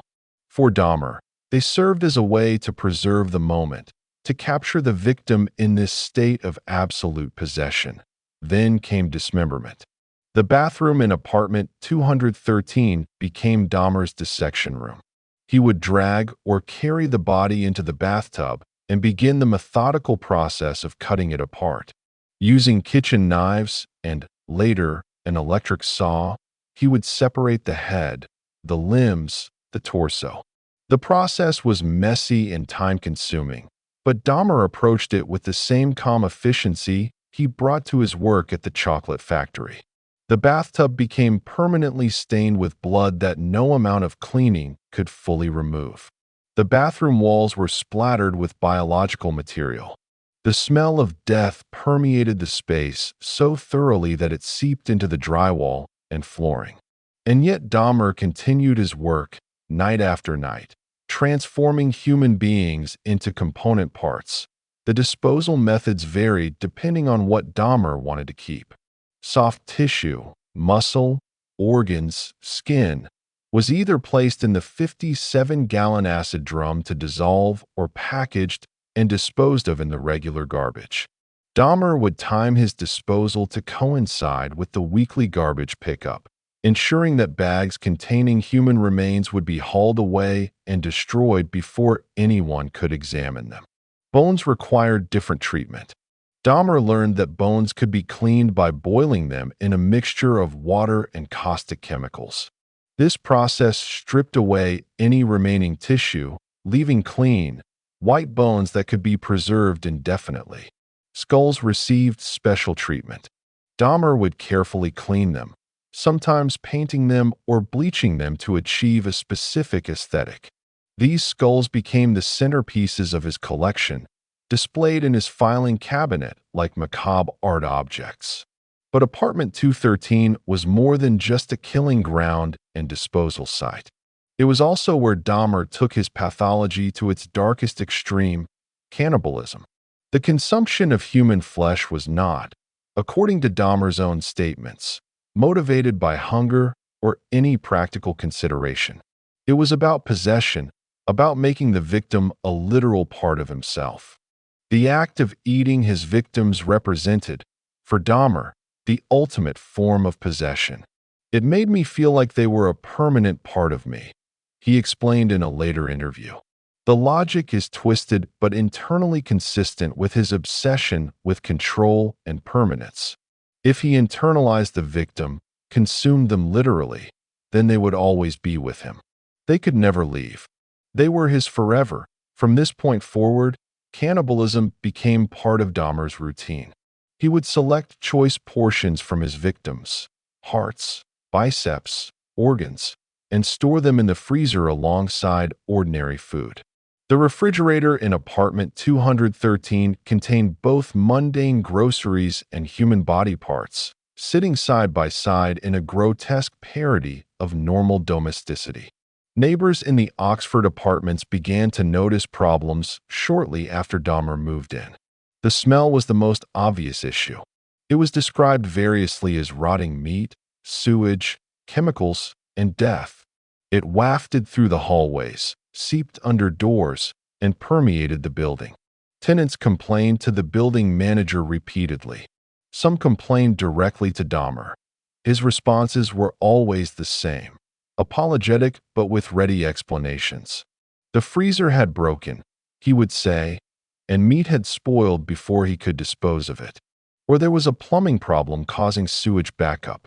Or he had accidentally left groceries out and they had rotted. The explanations were plausible enough, and Dahmer's polite, embarrassed demeanor seemed genuine. People accepted his excuses, even as the smell persisted and worsened. There were other complaints as well. Neighbors heard strange sounds at odd hours, power tools running late at night, heavy objects being dragged across floors, thuds and crashes that suggested furniture being moved. One neighbor reported hearing what sounded like someone sawing wood at 2 in the morning. When asked, Dahmer explained that he was building furniture and had lost track of time. Annoying, perhaps, but not criminal. The young men who visited Dahmer's apartment were also noticed. Neighbors would occasionally see Dahmer return home late at night with another man, usually someone who appeared younger and sometimes visibly intoxicated or impaired. In the morning, the visitor would be gone, and Dahmer would leave alone for work as usual. To neighbors, this suggested that Dahmer was gay and perhaps bringing home one-night stands or sex workers. Inappropriate, maybe, depending on one's values, but again, not criminal. No one suspected that these men were never leaving the building alive. That what's particularly chilling about the Oxford apartments period is how close Dahmer came to being discovered on multiple occasions. The smell alone should have prompted a more thorough investigation. The complaints were persistent and came from multiple residents. A responsible building manager might have insisted on entering the apartment to identify the source of the odor. But this didn't happen. Dahmer's explanations were accepted, and his privacy was respected. There were also near misses with individual victims. On at least one occasion, an intended victim began to resist the effects of the sedatives, becoming combative before fully losing consciousness. Dahmer had to physically subdue him, a struggle that surely made noise audible to neighbors. But no one called the police. No one investigated. The most significant near miss occurred in May 1991 and involved a victim named Ronald Flowers Jr., different from the earlier Ronald Flowers who had been saved by Dahmer's grandmother. This Flowers accepted Dahmer's invitation to the apartment, but became suspicious when he noticed the overwhelming smell and the boxes of hydrochloric acid. Before Dahmer could drug him, Flowers made an excuse and left. He survived purely through instinct and caution. Between May 1990 and July 1991, 12 men and boys would enter apartment 213 and never leave. Their names deserve to be spoken. Their lives deserve to be remembered beyond the context of how they died. Raymond Lamont Smith, known as Ricky Beeks, was 32 years old when he encountered Dahmer in May 1990. Smith had fallen on hard times and was engaging in sex work to survive. He was Dahmer's first victim killed in the new apartment, and his murder established the pattern that would repeat with tragic regularity. Smith was drugged, strangled, photographed, and dismembered. His skull became the second in Dahmer's collection, placed in the filing cabinet next to Anthony Sears' skull. Edward Warren Smith, no relation to Raymond, was 27 years old, known in Milwaukee's gay community as the Sheik, for his distinctive turban-style head wrap. He was killed in late June 1990. With Edward Smith, Dahmer attempted a preservation experiment that failed spectacularly. Rather than immediately dismembering the body, Dahmer placed it in his chest freezer, hoping that freezing would prevent decomposition and allow him to keep the body intact indefinitely. The experiment was a failure. Freezing caused the tissue to become freezer-burned and desiccated. When Dahmer eventually thawed the body, it was badly degraded. Frustrated, he attempted another preservation method, drying the skeleton in his oven. This led to disaster. The bones, subjected to high heat, exploded from thermal expansion. Bone fragments flew throughout the oven and kitchen. Dahmer was forced to dispose of all of Edward Smith's remains. Nothing was recovered when police finally searched the apartment. Ernest Miller became victim number 8 on September 2, 1990. Miller was 22 years old, a former dance student who had graduated from Milwaukee High School of the Arts. He was visiting family from Chicago over Labor Day weekend when he encountered Dahmer near a bookstore. Miller's murder marked two significant escalations in Dahmer's pathology. First, it was the only time Dahmer killed using a knife rather than strangulation. According to his confession, Dahmer had insufficient sedatives to fully incapacitate Miller. When Miller mentioned that additional sexual acts would cost extra, Dahmer panicked and slashed Miller's throat, severing the carotid artery. Miller bled to death within minutes. Second, and more significantly, Ernest Miller was the first victim Dahmer cannibalized. After dismembering the body, Dahmer removed Miller's heart, bicep muscles, and portions of his legs. He stored these parts in the freezer and over the following days, cooked and consumed them. This marked the transformation of Jeffrey Dahmer into the Milwaukee Cannibal, a moniker that would define his crimes in the public imagination. David Thomas was 23 years old, a father of a 2-year-old daughter, when he was killed on September 24, 1990.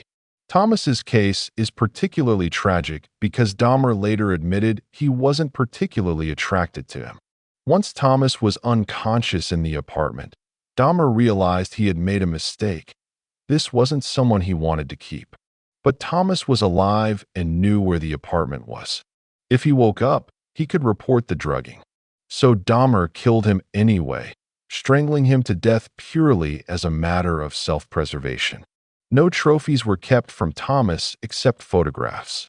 His body was completely destroyed.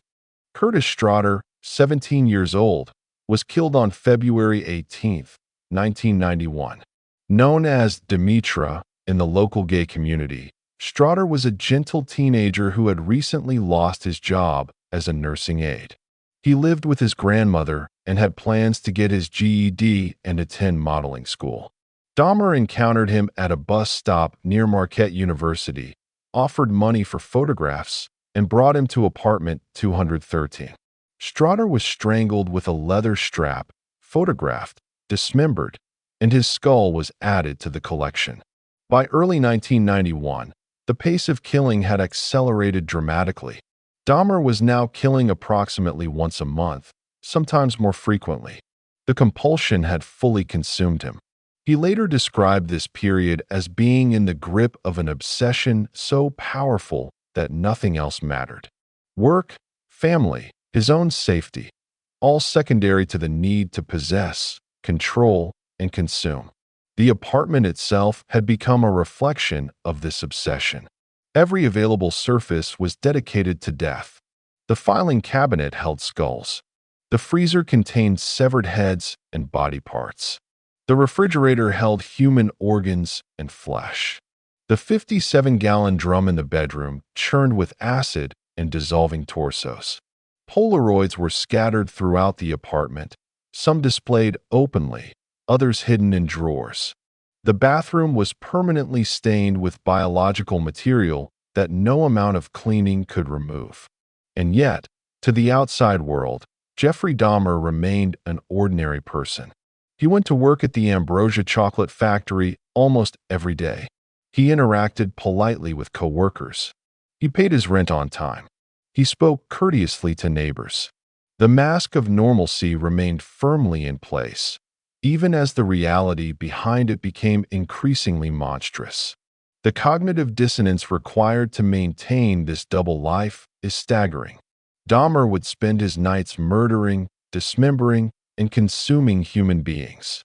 Then he would shower, dress in his work uniform, and go mix chocolate for 8 hours, making small talk with coworkers about sports or weather or weekend plans. He would return home, step over garbage bags containing human remains, and resume his gruesome work. Psychiatrists who later evaluated Dahmer would note his extraordinary capacity for compartmentalization, the psychological ability to separate different aspects of his life into distinct mental chambers that don't interact or inform each other. When he was at work, he was Jeff the chocolate mixer. When he was at the apartment, he was something else entirely. And somehow, he maintained this separation without any apparent difficulty. But the separation couldn't last forever. The physical evidence was accumulating. The smell was becoming impossible to explain away. And Dahmer was becoming increasingly reckless, driven by compulsions he could no longer fully control. The careful killer who had evaded detection for over a decade was beginning to make mistakes.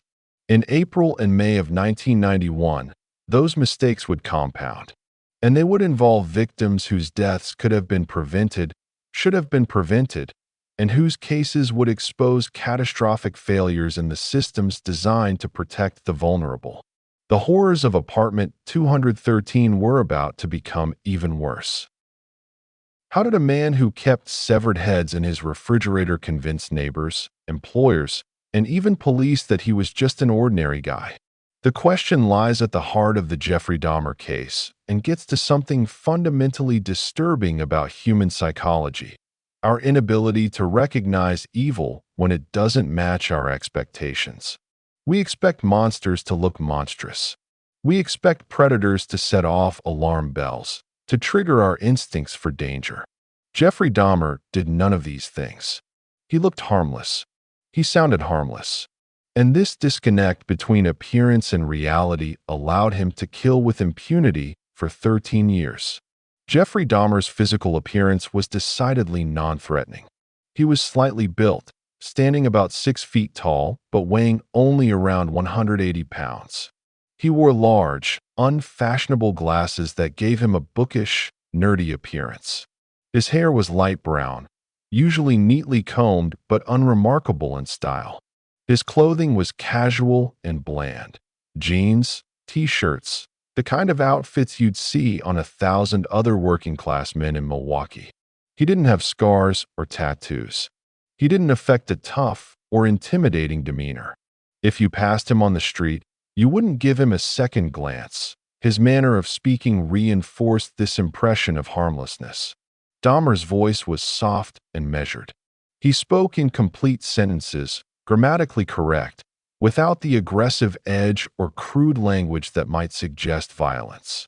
He was polite to a fault, always saying please and thank you, always apologizing when he inconvenienced someone. When neighbors complained about the smell from his apartment, he didn't become defensive or hostile. He expressed embarrassment and promised to take care of the problem. This politeness, this veneer of respectability, was crucial to Dahmer's success as a predator. It disarmed suspicion. It made people willing to give him the benefit of the doubt. And it created a protective buffer around him that deflected the kind of scrutiny that might have revealed what he really was. But Dahmer's ability to appear normal wasn't just about physical appearance or surface-level politeness. It reflected sophisticated psychological mechanisms that allowed him to genuinely function in normal society, even while harboring the most abnormal desires and engaging in the most horrific behaviors. The primary mechanism was compartmentalization, the ability to mentally separate different aspects of his life into distinct categories that didn't overlap or conflict. When Jeffrey Dahmer went to work at the Ambrosia Chocolate Factory, He wasn't pretending to be a normal employee. In that context, in that mental compartment, he was a normal employee. He focused on his tasks. He followed instructions. He engaged in small talk with coworkers about mundane topics. The part of his mind that contained his violent urges and his memories of murder was simply not active in that space. This compartmentalization wasn't conscious role-playing, though it may have started that way. Over time, it became automatic, a psychological adaptation that allowed Dahmer to navigate the cognitive dissonance between his public and private selves. Psychiatrists who studied him noted that he showed no signs of internal conflict or distress related to this split. He didn't seem tortured by maintaining a double life. He simply lived it. Related to compartmentalization was Dahmer's capacity for dissociation, a psychological state in which a person feels disconnected from their actions, as if they're observing themselves from outside their body. Dahmer claimed to have experienced dissociative states during some of his crimes, particularly the murder of Stephen Twomey, which he insisted he didn't remember committing due to an alcoholic blackout. Whether or not the blackout claim was genuine, Dahmer certainly demonstrated the ability to disconnect emotionally from the gravity of his actions. When he described his crimes to police, to journalists, to psychiatrists, he did so in a calm, clinical tone, as if he were describing something he'd observed rather than something he'd done. There was no emotion in his voice, no apparent remorse or horror. It was like listening to someone describe a science experiment. This emotional disconnection extended to how Dahmer viewed his victims. In his own words, he explained that killing became easier through a process of depersonalization. It's a process that doesn't happen overnight. When you depersonalize another person and view them as just an object for pleasure instead of a living, breathing human being. It seems to make it easier to do things you shouldn't do. This statement is chilling in its self-awareness. Dahmer understood exactly what he was doing psychologically. He was transforming human beings into objects, stripping away their humanity in his mind, so that using and destroying them felt no different than using and destroying an inanimate thing. And he recognized that this transformation didn't happen instantly, but was a gradual process, a learned response that became easier with repetition. The depersonalization of victims is common among serial killers, but what makes Dahmer's case unusual is his conscious awareness of the process. He wasn't delusional. He didn't genuinely believe his victims weren't human. He simply chose to treat them as if they weren't, because it made his actions psychologically easier to perform. But Dahmer's psychological sophistication extended beyond internal mechanisms. He was also skilled at external manipulation, at reading social situations, and adapting his behavior to achieve desired outcomes. This is what allowed him to successfully lure victims, to deflect neighbors' suspicions, and most damningly, to manipulate police officers. His victim selection and approach demonstrated keen understanding of vulnerability and exploitation. Dahmer didn't target random people. He specifically sought out individuals who were marginalized, economically desperate, or socially isolated. People who might be tempted by offers of money, who might not be immediately missed if they disappeared, and whose cases might not be aggressively investigated by authorities at gay bars and bathhouses. Dahmer would observe before approaching. He'd identify men who seemed lonely, who were drinking alone, who appeared to be looking for companionship or financial opportunity. His approach was always friendly but never aggressive. He'd strike up casual conversation, establish rapport, and only then make his proposition. The offer was always framed transactionally, money in exchange for posing for photos or spending time together. This framing gave the interaction a veneer of legitimacy and made it seem like a straightforward business arrangement rather than something dangerous. Dahmer understood that direct propositions for sex might raise suspicions or lead to rejection. But framing the interaction as modeling or photography made it seem professional, safe, and respectable. And the promise of easy money, $50 to $100, significant amounts for someone struggling financially, was designed to overcome hesitation. Once he had someone in his apartment, Dahmer's manipulation became more subtle. He would play the role of host, offering drinks and making conversation to put his guest at ease. The sedatives were administered surreptitiously, mixed into drinks so thoroughly that the victim had no idea they'd been drugged. By the time they realized something was wrong, it was too late. Dahmer's ability to deflect suspicion from neighbors demonstrates another aspect of his manipulative skill. When confronted about the smell, the noise, or the stream of young men visiting his apartment, Dahmer never became defensive or angry. Anger would have raised red flags, suggested that he had something to hide. Instead, he was apologetic and embarrassed, creating the impression of someone who was aware of being an inconvenience and wanted to do better. His explanations for the smell were always plausible: malfunctioning appliances, spoiled food, plumbing issues. These are things that happen in any apartment building, problems that tenants and managers deal with regularly. By providing a mundane explanation, Dahmer normalized what should have been an alarming sign.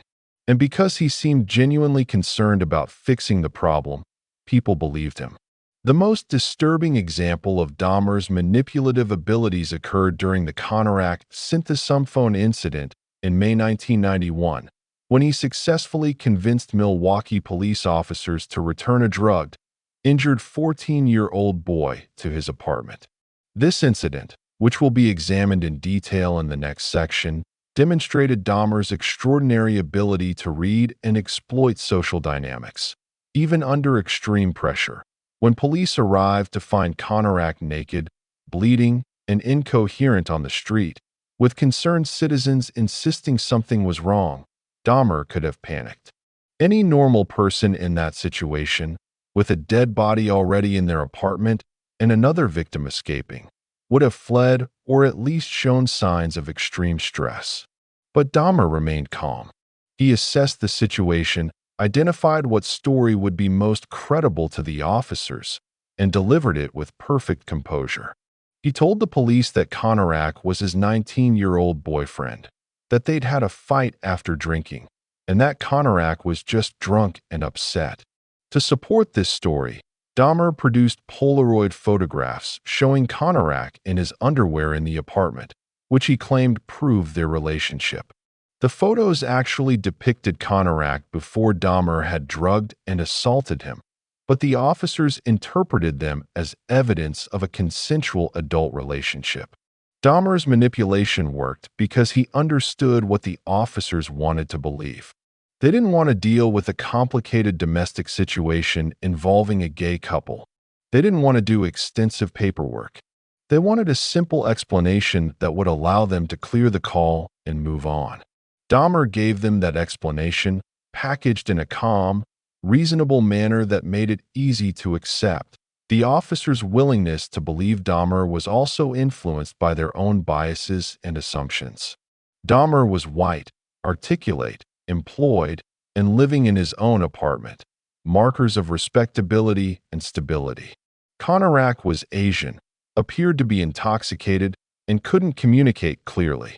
The three black women who had called 911 and were insisting Konarak was in danger were dismissed as overreacting or interfering in something that wasn't their business. This incident reveals how societal prejudices, racism, homophobia, classism, can be weaponized by predators who understand how to exploit them. Dahmer knew the police would be more inclined to believe him, a white man with an apartment and a job, than a disoriented Asian teenager or concerned black women. He knew that framing the situation as a gay lover's quarrel would make the officers uncomfortable enough that they wouldn't want to investigate further. And he was right. What makes Dahmer's manipulative abilities particularly chilling is that they coexisted with his self-awareness about the wrongness of his actions. He wasn't a psychopath in the clinical sense, someone who lacks empathy and doesn't understand moral concepts. Dahmer understood perfectly well that what he was doing was wrong. He knew his victims were human beings with lives, families, and futures. He knew that killing them was evil. He knew that society would condemn him if caught. "I always knew that it was wrong," he stated in an interview. This admission eliminates the possibility that Dahmer was operating under delusions or lacked capacity to understand morality. He knew. He simply chose to proceed anyway because his desire to fulfill his compulsions was stronger than his moral inhibitions. This brings us to the paradox at the heart of Jeffrey Dahmer. How can someone be so self-aware, so intelligent, so capable of functioning in normal society, and yet commit such monstrous acts? The answer lies in understanding that evil is not always the result of madness or lack of understanding. Sometimes it's the result of choice, the conscious decision to prioritize one's own desires over the humanity of others. Dahmer made that choice repeatedly for 13 years. And he was able to live with it, to function despite it, because of the psychological mechanisms we've discussed: compartmentalization, dissociation, depersonalization, and because he was skilled enough at manipulation to avoid consequences until those mechanisms finally failed him. The mask of normalcy that Dahmer wore wasn't entirely a mask. It was, in part, genuinely who he was, or at least who part of him was. He was capable of being polite, functional, and even likable in certain contexts. But that capability coexisted with something monstrous, and the tension between these aspects of his personality was managed through psychological compartmentalization rather than resolved through any kind of moral reckoning. Understanding this helps us grapple with a disturbing truth. The people who commit the worst crimes are not always obviously different from everyone else. They can be your neighbor, your coworker, the quiet guy at the end of the bar. They can function in society, hold jobs, pay bills, and make small talk. The monster and the man can coexist in the same person, hidden behind a charming smile and a polite demeanor. This is what made Jeffrey Dahmer so dangerous and what makes his case so important to study. He proves that we can't rely on our instincts or stereotypes to identify predators.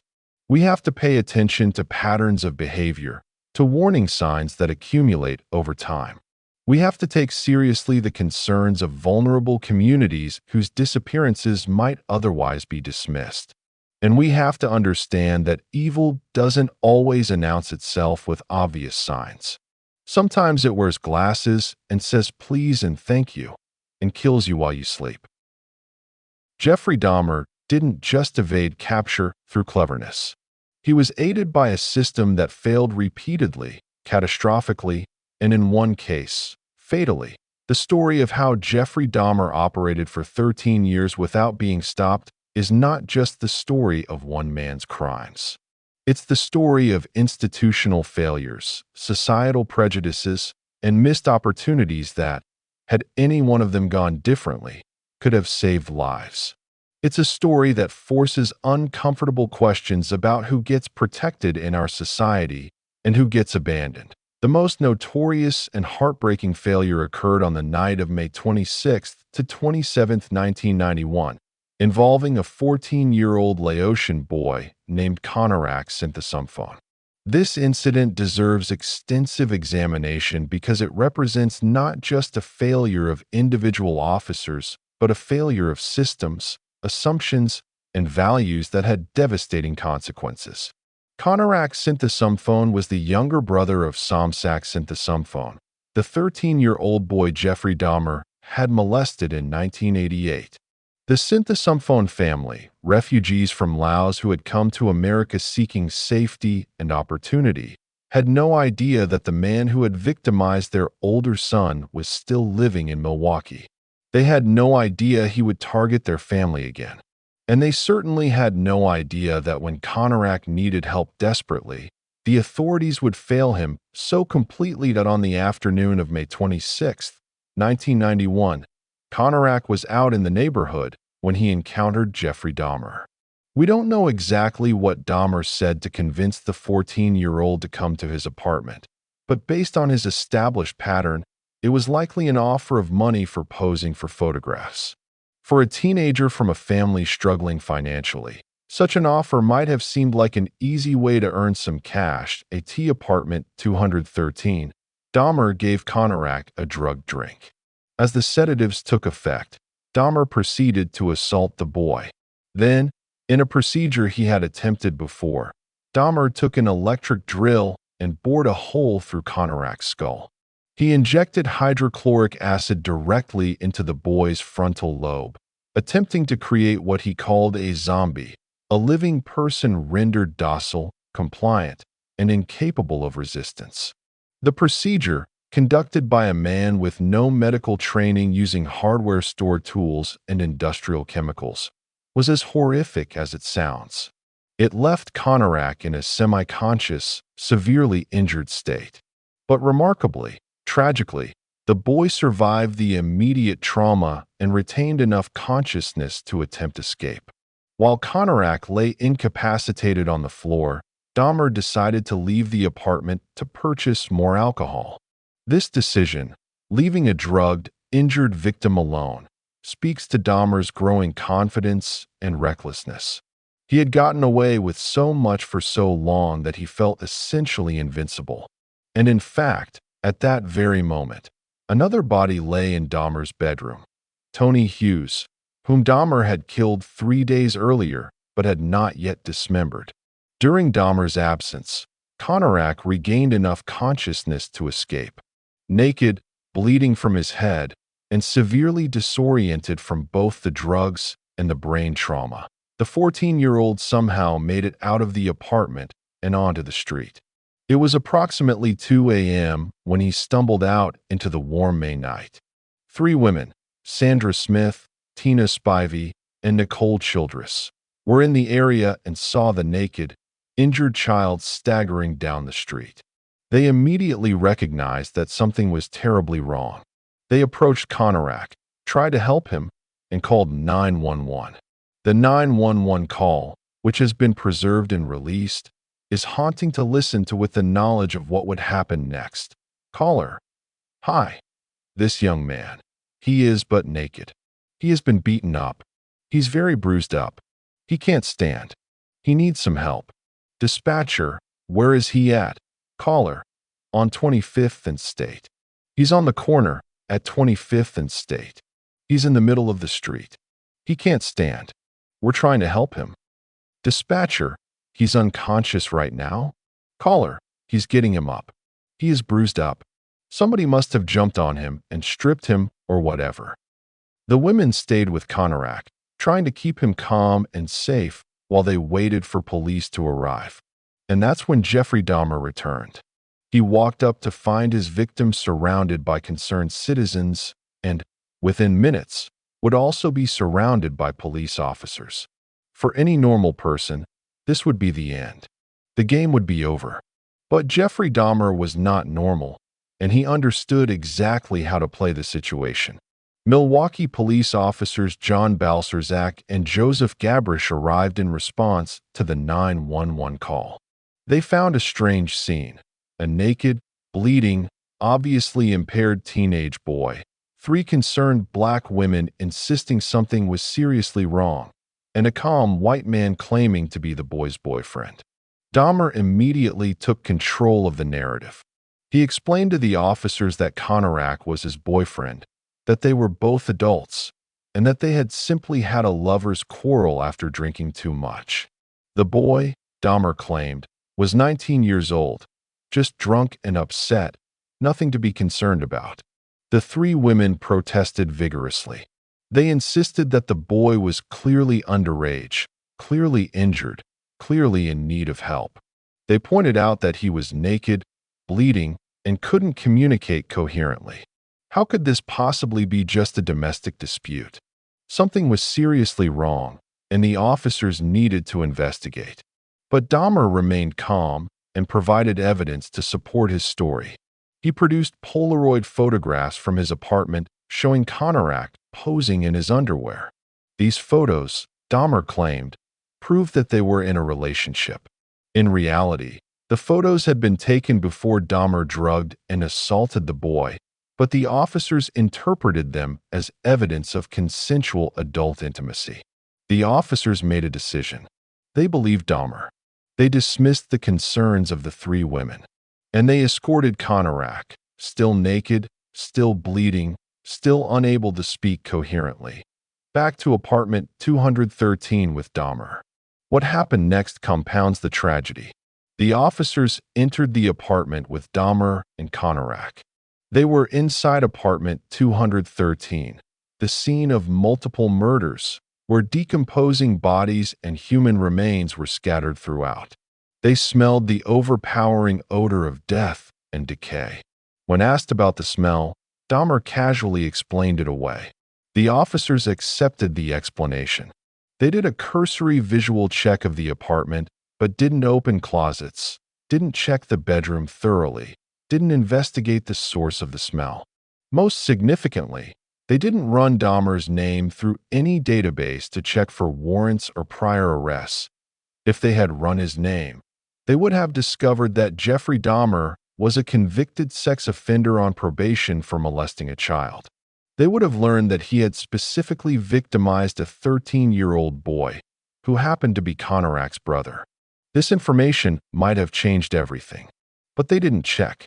They accepted Dahmer's story, told him to take good care of his boyfriend, and left.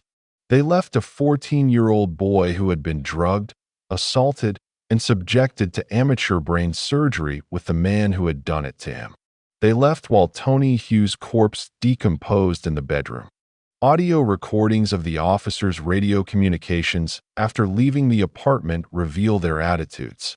They joked about the situation, laughed about having reunited the lovers, and made homophobic comments. One officer said they needed to be deloused after being in the gay man's apartment. The recordings are damning evidence of the prejudice and negligence that cost Konarak his life. As soon as the officers left, Dahmer injected a second, larger dose of hydrochloric acid into Konarak's brain. The boy died within hours. Dahmer then dismembered him, keeping his skull as a trophy and disposing of the rest of his remains. The three women who had tried to save Konarak were outraged. They complained to the police department, insisting that the officers had made a terrible mistake, that they had returned a child to someone who was hurting him. Their complaints were dismissed. They were told to mind their own business and not interfere in matters they didn't understand. For the sensationalism family, the pain is unimaginable.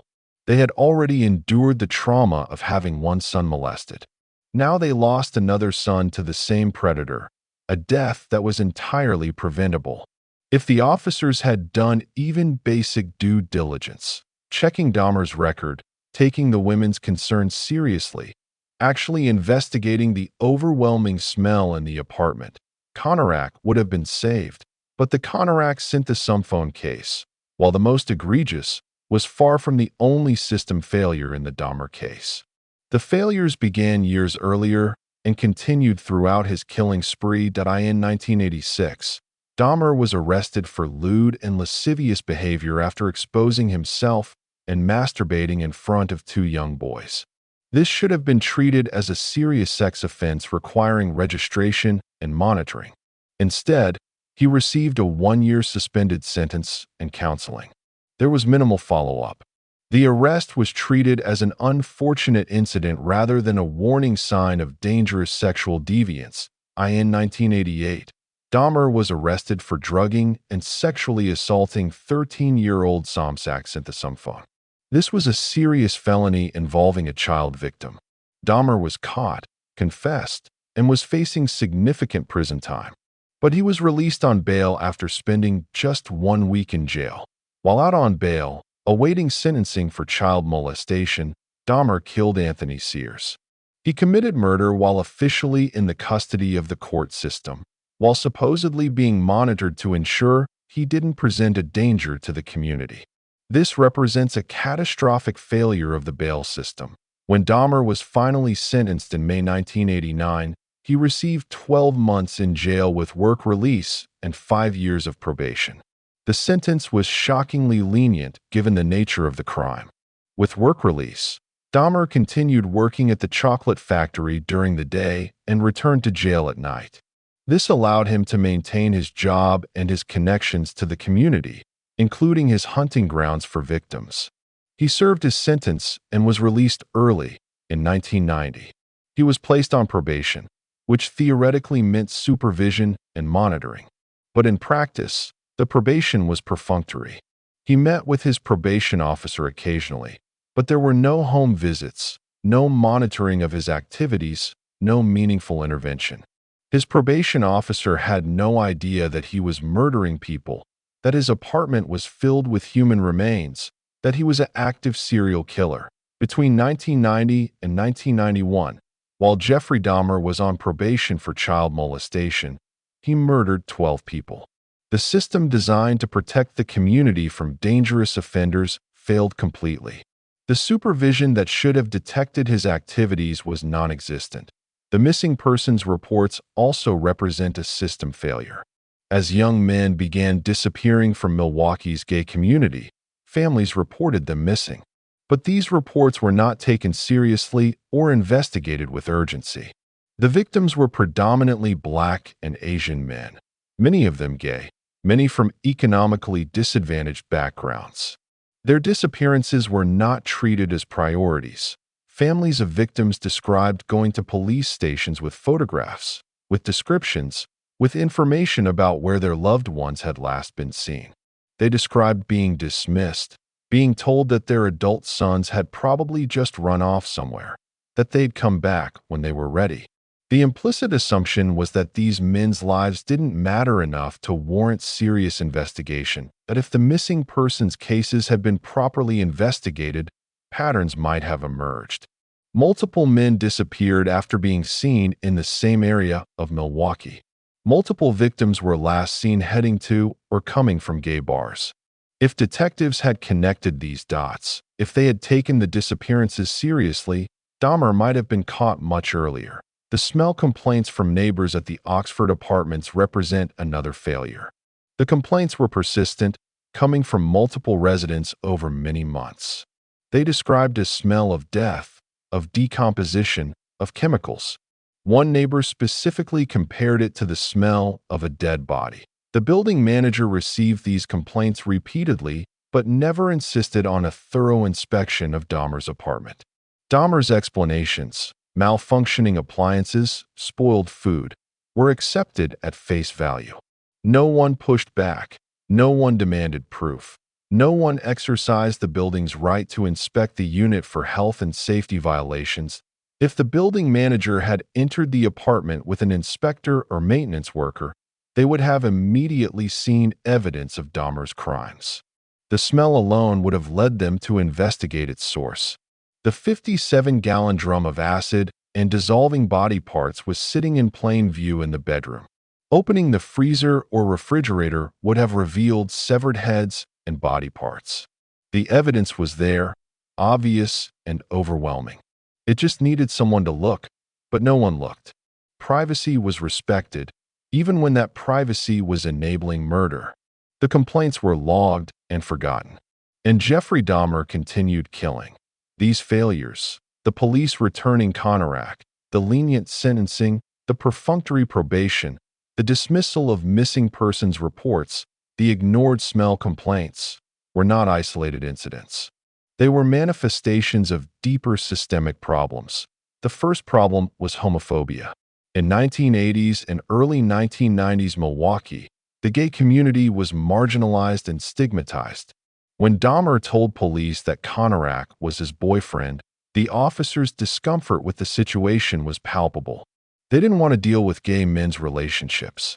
They didn't want to navigate the complexities of a domestic dispute in a community they didn't understand and probably looked down on. This homophobia created a shield around Dahmer.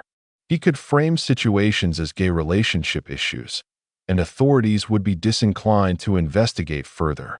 He could operate in gay spaces, targeting gay men, knowing that their disappearances wouldn't be prioritized by law enforcement. The second problem was racism. Most of Dahmer's victims were Black or Asian men. Their families' concerns were dismissed. Their disappearances were not treated as urgent. When Konarak escaped and Black women tried to save him, police dismissed their concerns and believed the white man instead. This is not speculation. The pattern is clear and documented. The three women who tried to save Konarak were treated as nuisances rather than concerned citizens. Their accurate assessment of the situation was ignored in favor of Dahmer's lies. And the officers' radio communications after the incident included racist language and attitudes. The intersection of homophobia and racism created a perfect environment for Dahmer to operate. His victims were from communities that the system didn't value or protect.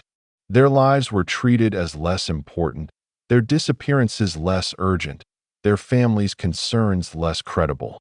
The third problem was a failure of communication and information sharing. Dahmer had a criminal record. He was a registered sex offender on probation. This information existed in the system. But when patrol officers encountered him, they didn't access that information. There were no automatic flags, no requirement to run names through databases during routine calls. If information had been properly shared and accessed, Dahmer would have been caught much earlier.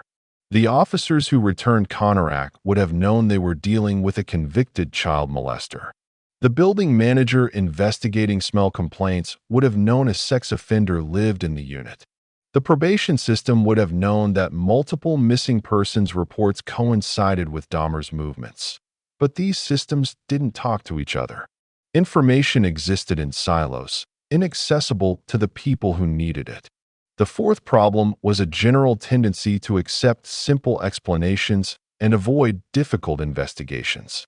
When Dahmer offered explanations for suspicious circumstances, authorities accepted them because the alternatives, that he might be doing something truly awful, were harder to deal with. It's easier to believe that a smell is spoiled food than to insist on inspecting an apartment. It's easier to believe that a domestic dispute is just a drunk argument than to investigate possible child abuse. It's easier to dismiss a missing persons report as a voluntary disappearance than to launch a complex homicide investigation. This tendency toward the path of least resistance, toward accepting whatever explanation allows you to close a case and move on, created opportunities for Dahmer to escape detection repeatedly.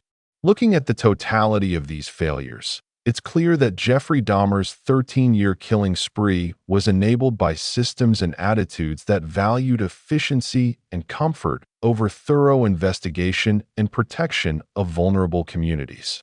Every failure compounded the next, and each missed opportunity made the final body count higher. The Konarak synthesomphone case became a symbol of these failures. The officers who returned him to Dahmer were eventually fired, though they later appealed and were reinstated with back pay, a decision that outraged the community and the victims' families. The case led to reforms in how missing persons cases are handled, how domestic disturbance calls are investigated, and how officers are trained to recognize signs of abuse. But these reforms came too late for the 17 young men who died at Jeffrey Dahmer's hands. Too late for their families. Too late for the communities that lost them. The failures that enabled Dahmer weren't inevitable. They were the result of choices. Choices about whose lives matter, whose concerns are credible, and how much effort is worth expending to protect the vulnerable. These are choices that systems and individuals continue to make every day. And the Dahmer case stands as a stark reminder of what happens when those choices go wrong. Between the Konarak incident in May 1991 and Jeffrey Dahmer's arrest in July, 4 more young men would die. The killing had reached a fever pitch. The aftermath of the Konarak synthesomphone tragedy should have marked the end of Jeffrey Dahmer's crimes. The close call with police, the near discovery of Tony Hughes' decomposing body, the witnesses who had seen Konarak in distress. Any rational person would have recognized that they had come too close to being caught and would have stopped, fled, or at minimum changed their pattern. But Jeffrey Dahmer was not operating rationally. He was in the grip of a compulsion so powerful that even a near-catastrophic brush with law enforcement couldn't slow him down. In fact, the Konarak incident seemed to have the opposite effect. Dahmer had talked his way out of the most impossible situation imaginable, convincing police to return an injured, drugged child to the apartment where a corpse was decomposing, and succeeded. This reinforced what had been growing in his mind for months: a sense of invincibility, a belief that he was somehow protected, that he could get away with anything. "I could not believe my luck," Dahmer later said about the police returning Konarak to him. The statement is chilling in its casualness, its reduction of a child's death to a matter of luck. But it reveals Dahmer's mental state in those final weeks. He felt untouchable, and that feeling drove him to take increasingly reckless risks. Tony Hughes had been dead in Dahmer's apartment for 3 days when Konarak escaped. After the police left, after Dahmer killed Konarak with the second injection of acid, he had 2 bodies in the apartment simultaneously. This should have prompted immediate disposal, a frantic cleaning spree to eliminate evidence. Instead, Dahmer left Tony Hughes' body on the bedroom floor for several more days before finally dismembering it. When he did begin the dismemberment process, Dahmer took his time. He photographed Hughes' body from multiple angles, documenting the decomposition. He carefully removed the head and spine, which he preserved as trophies. He placed portions of Hughes in the freezer, portions in the acid drum, and portions in garbage bags for disposal. The methodical nature of the work suggests someone completely calm, completely in control, completely confident that he wouldn't be interrupted or discovered. Tony Hughes' mother, Shirley, had been searching for her son desperately. She filed missing persons reports, contacted hospitals, spoke to anyone who might have seen him. The fact that Tony was deaf and mute made his disappearance even more alarming to his family. He was vulnerable, dependent on written communication, unable to call for help if he was in trouble. But the investigation into his disappearance was perfunctory. Another missing black man from Milwaukee's gay community. Another case that wasn't treated as urgent. Less than a month after killing Konarak, Dahmer killed again. On June 30th, 1991, he traveled to Chicago for the city's Pride Parade. The annual celebration brought thousands of LGBTQ+ people to the streets, a massive gathering of the community. For Dahmer, it was a hunting ground, an opportunity to find victims far from Milwaukee where patterns might be harder to trace. At the Greyhound bus station after the parade, Dahmer encountered Matt Turner, a 20-year-old man who had been celebrating Pride and was preparing to return home. Dahmer approached him with an offer. "Come to Milwaukee with me. I'll pay for a professional photo shoot. You can make some easy money." For Turner, perhaps aspiring to modeling or simply attracted by the offer of cash and adventure, it seemed like an opportunity. He agreed, boarding the bus with Dahmer for the journey north to Milwaukee. They arrived at apartment 213 in the evening. Dahmer wasted no time. The pattern was so established by this point that he could execute it almost automatically. He offered Turner a drink. The drink was drugged. Turner lost consciousness. Dahmer strangled him to death. The entire sequence from entry to death likely took less than an hour. Dahmer didn't immediately dismember Matt Turner's body. Instead, he placed it in the bathtub and left it there, returning to it periodically over the next few days. He photographed it extensively, documenting the progression of decomposition. He engaged in necrophilic acts with the corpse.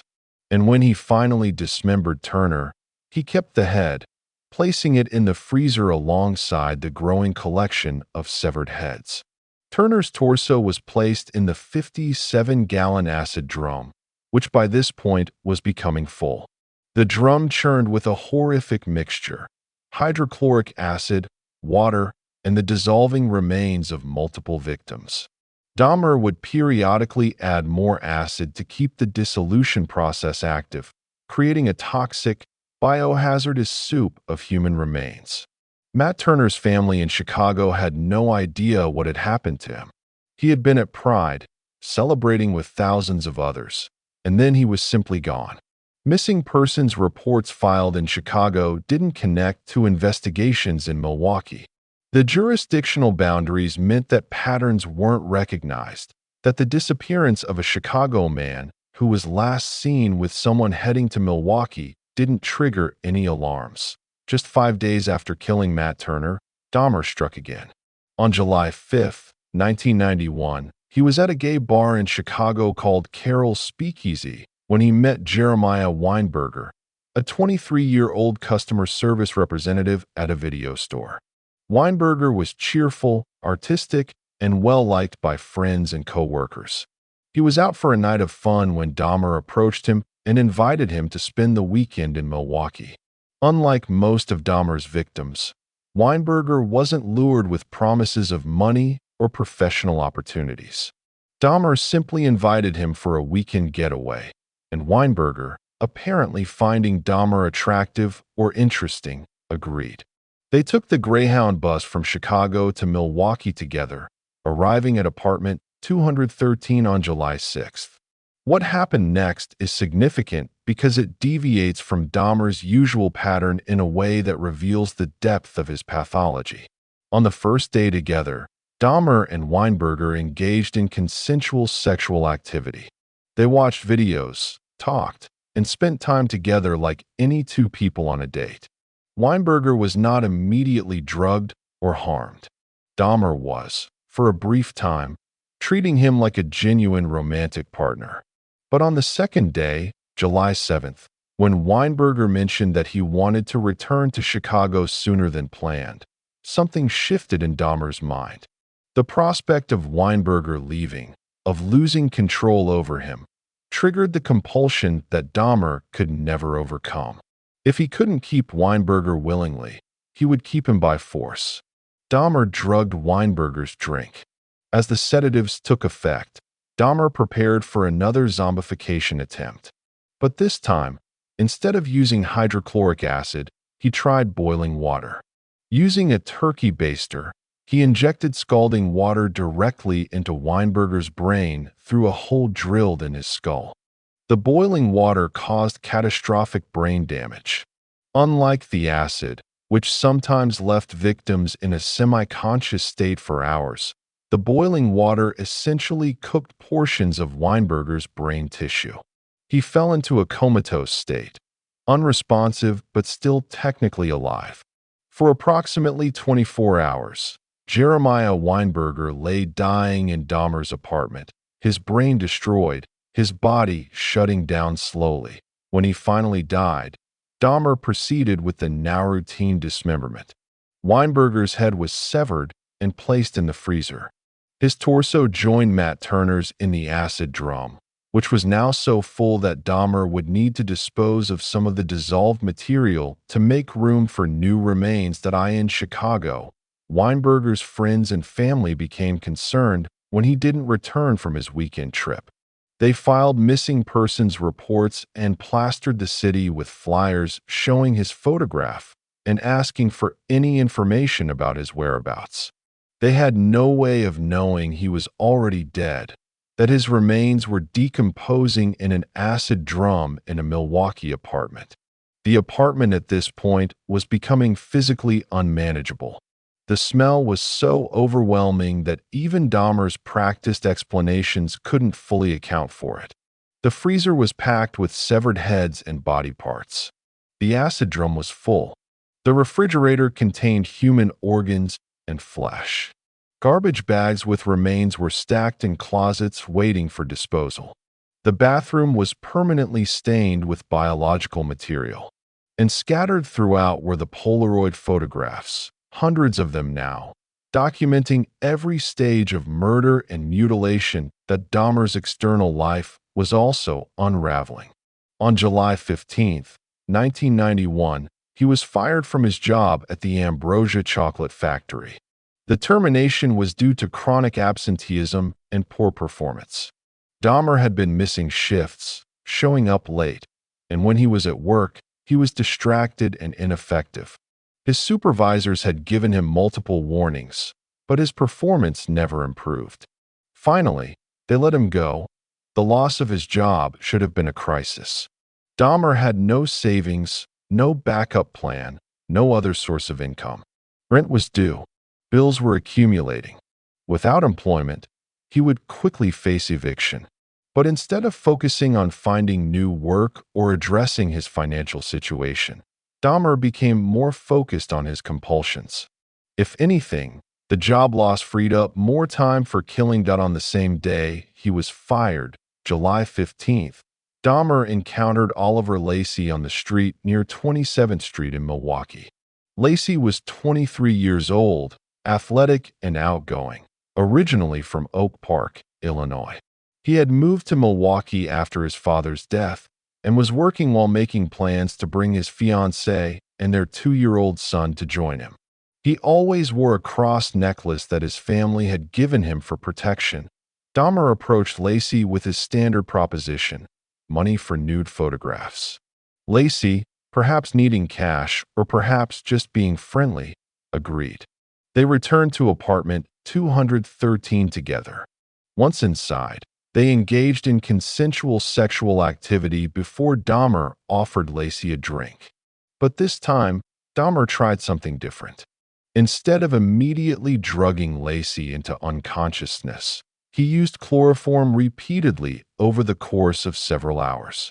He would apply chloroform to render Lacey unconscious, wait for him to begin regaining consciousness, then apply more chloroform.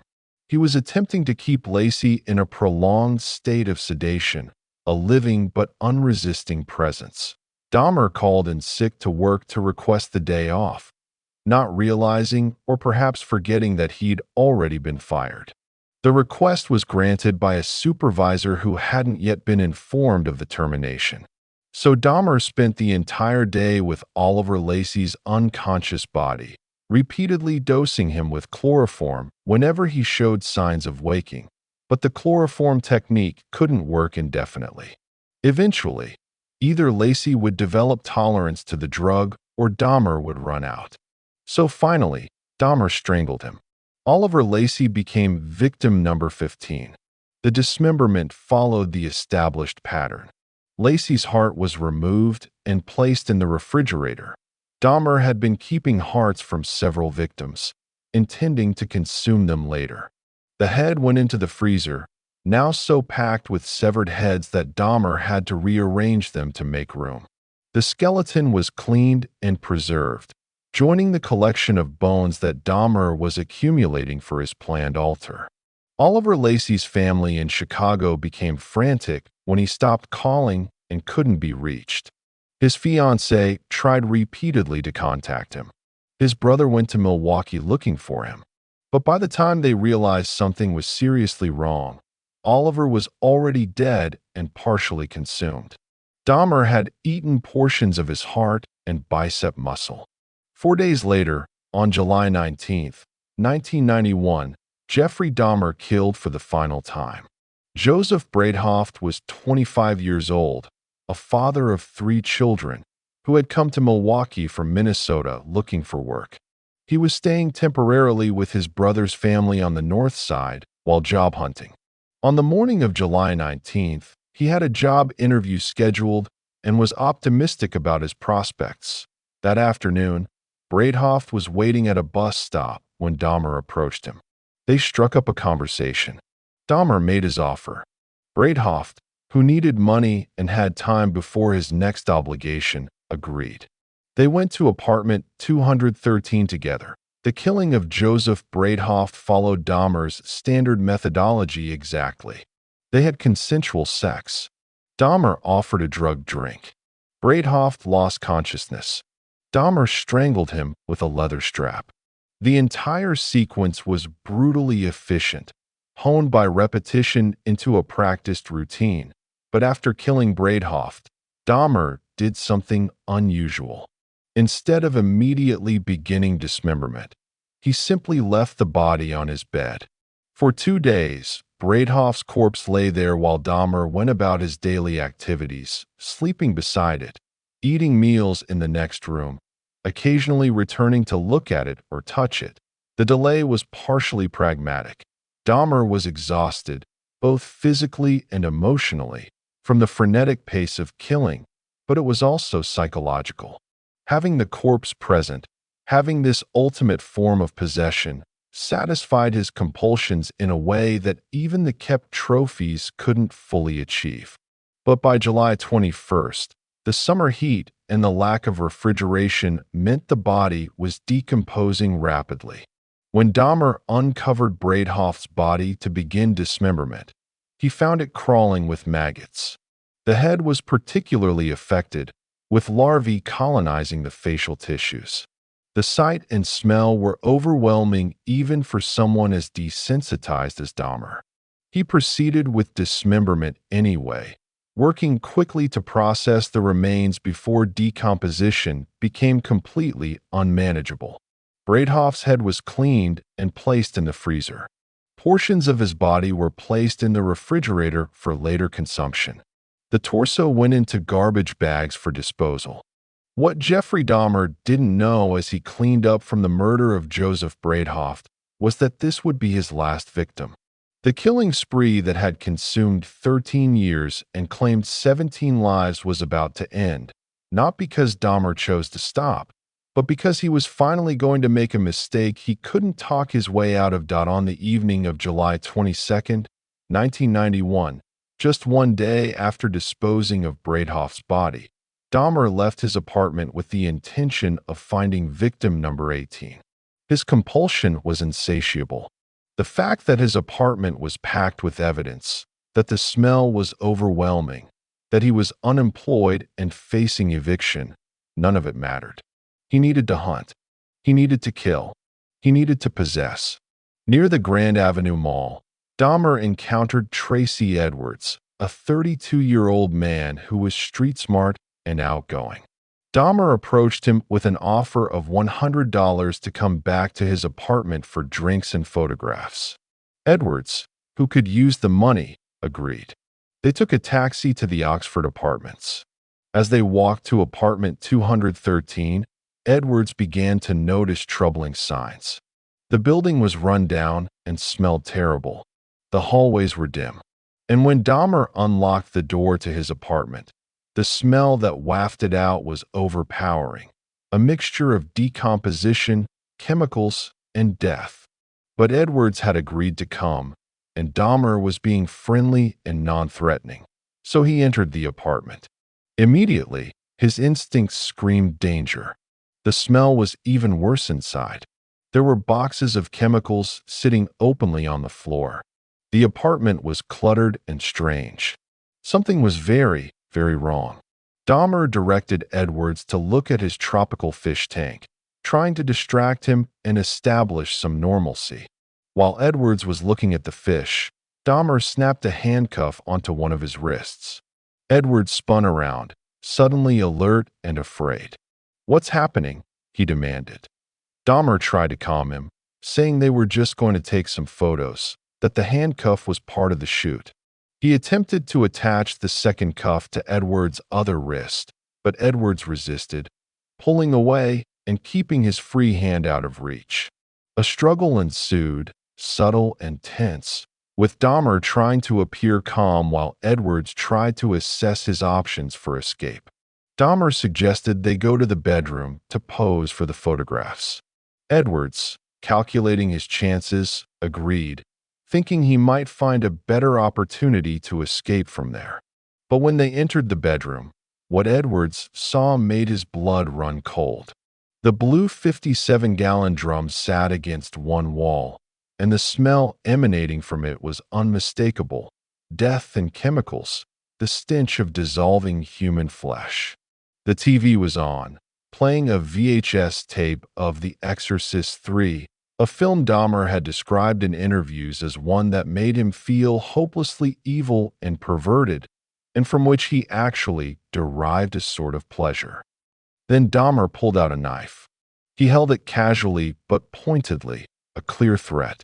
and he began rocking back and forth, chanting under his breath in a rhythmic, disturbing way. Edwards, straining to hear what Dahmer was saying, finally made out the words, "I'm going to eat your heart. I'm going to eat your heart." This was it. This was the moment when Tracy Edwards understood with absolute clarity that he was going to die unless he did something immediately. But Edwards was also intelligent enough to know that fighting or running in that moment would likely get him killed. Dahmer had a knife. Dahmer knew the apartment layout. Dahmer was between him and the door. So Edwards made a strategic decision. He would play along, keep Dahmer calm, and wait for an opportunity. Edwards suggested they have a beer in the living room first, before taking the photos. To his relief, Dahmer agreed. They moved out of the bedroom, away from the drum and the knife, into the more open space of the living room. Edwards asked if he could use the bathroom, another delaying tactic, another opportunity to assess the situation. Again, Dahmer agreed. While in the bathroom, Edwards noticed that the handcuff on his wrist was not locked. Dahmer had failed to properly secure it in the struggle. This was a crucial advantage. He could remove it if needed, but he left it on, not wanting to alert Dahmer that he had this option. Back in the living room, Edwards engaged Dahmer in conversation, asking about his life, his work, anything to keep him talking and distracted. And he noticed that Dahmer's attention would occasionally drift, that his concentration would lapse. This was the opening he needed. When Dahmer's focus wavered for just a moment, Edwards made his move. He punched Dahmer hard in the face, stunning him, then ran for the door. He unlocked it, burst into the hallway, and sprinted down the corridor toward the exit, the handcuff dangling from his wrist, metal glinting as he ran. Out on the street, Edwards saw a police car approaching. He ran into the middle of the road, waving his arms frantically. "A freak tried to kill me," he shouted at the officers. "He put a handcuff on me." Officers Robert Roth and Rolf Mueller stopped their squad car and got out. They saw a terrified man with a handcuff dangling from one wrist, clearly in distress. Edwards told them that a man in apartment 213 had threatened him with a knife, had tried to kill him, that there was something seriously wrong, and they needed to check it out immediately. The officers radioed for backup and told Edwards to show them the apartment. Edwards led them back to 924 North 25th Street, back up the stairs to apartment 213, where Jeffrey Dahmer was still inside, probably assuming that Edwards would simply run away and not involve police. When Dahmer answered the door, he was calm and composed. He started to explain that there had been a misunderstanding, that he and Edwards had just had an argument. But the officers weren't interested in his explanations. They wanted the key to the handcuffs. Dahmer said the key was in the bedroom, in the bedside drawer. Officer Mueller walked into the bedroom, while Officer Roth kept Dahmer in the living room. Mueller opened the nightstand drawer. Inside were Polaroid photographs, dozens of them. And when Mueller looked at the images, his training and experience immediately told him exactly what he was seeing. These weren't artistic photographs or consensual porn. These were crime scene photos. Dismembered bodies, severed heads, corpses posed in various positions. Stages of mutilation documented in horrifying detail. Mueller grabbed the photographs and walked quickly back to the living room. He held them up to Roth and said, simply, "These are for real." Dahmer's expression changed. The mask finally slipped. He realized in that instant that it was over, that he couldn't talk his way out of this, that 13 years of killing had finally caught up with him. He lunged toward the officers, perhaps trying to reach the door, perhaps trying to grab the photographs, perhaps just acting on panicked impulse. But Roth and Mueller were ready. They tackled Dahmer, wrestled him to the ground, and handcuffed him. Backup arrived within minutes. Dahmer was arrested, read his rights, and placed in the back of a squad car. And as more officers entered apartment 213 and began to search it systematically, the true scope of the horror was revealed. In the refrigerator, 2 human hearts and a portion of bicep muscle, wrapped and stored like leftovers. In the freezer, 4 severed heads, frozen solid, and an entire preserved torso. In the bedroom closet, 3 more severed heads, stored in boxes. In the filing cabinet, 7 human skulls, some painted black, some bleached white, arranged like trophies. In the 57-gallon drum, a viscous, churning mixture of hydrochloric acid and decomposed human remains, torsos, limbs, organs, all dissolving into an unidentifiable soup. Throughout the apartment, 74 Polaroid photographs documenting every stage of murder, assault, and dismemberment. In the bedroom, a black table covered with photographs and a collection of skulls that Dahmer had been arranging into what he called his altar, a shrine where he could, in his words, collect my thoughts and feed my obsession. The officers who searched the apartment that night would later describe it as the most horrifying crime scene they had ever encountered. Hardened homicide detectives walked out into the hallway to vomit or compose themselves. The smell alone was overwhelming, but combined with the visual horror of severed heads, body parts, and photographs documenting systematic murder, it was almost unbearable. Jeffrey Dahmer, sitting handcuffed in the squad car, watched as crime scene investigators entered his apartment. He said quietly to the officers guarding him, "I can't believe I was so stupid. I never thought I'd get caught like this. I was always so careful."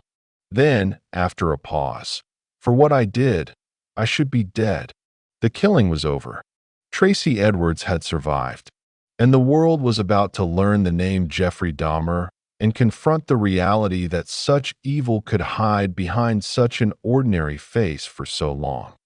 On July 22, 1991, Jeffrey Dahmer sat down in an interrogation room with detectives Patrick Kennedy and Dennis Murphy.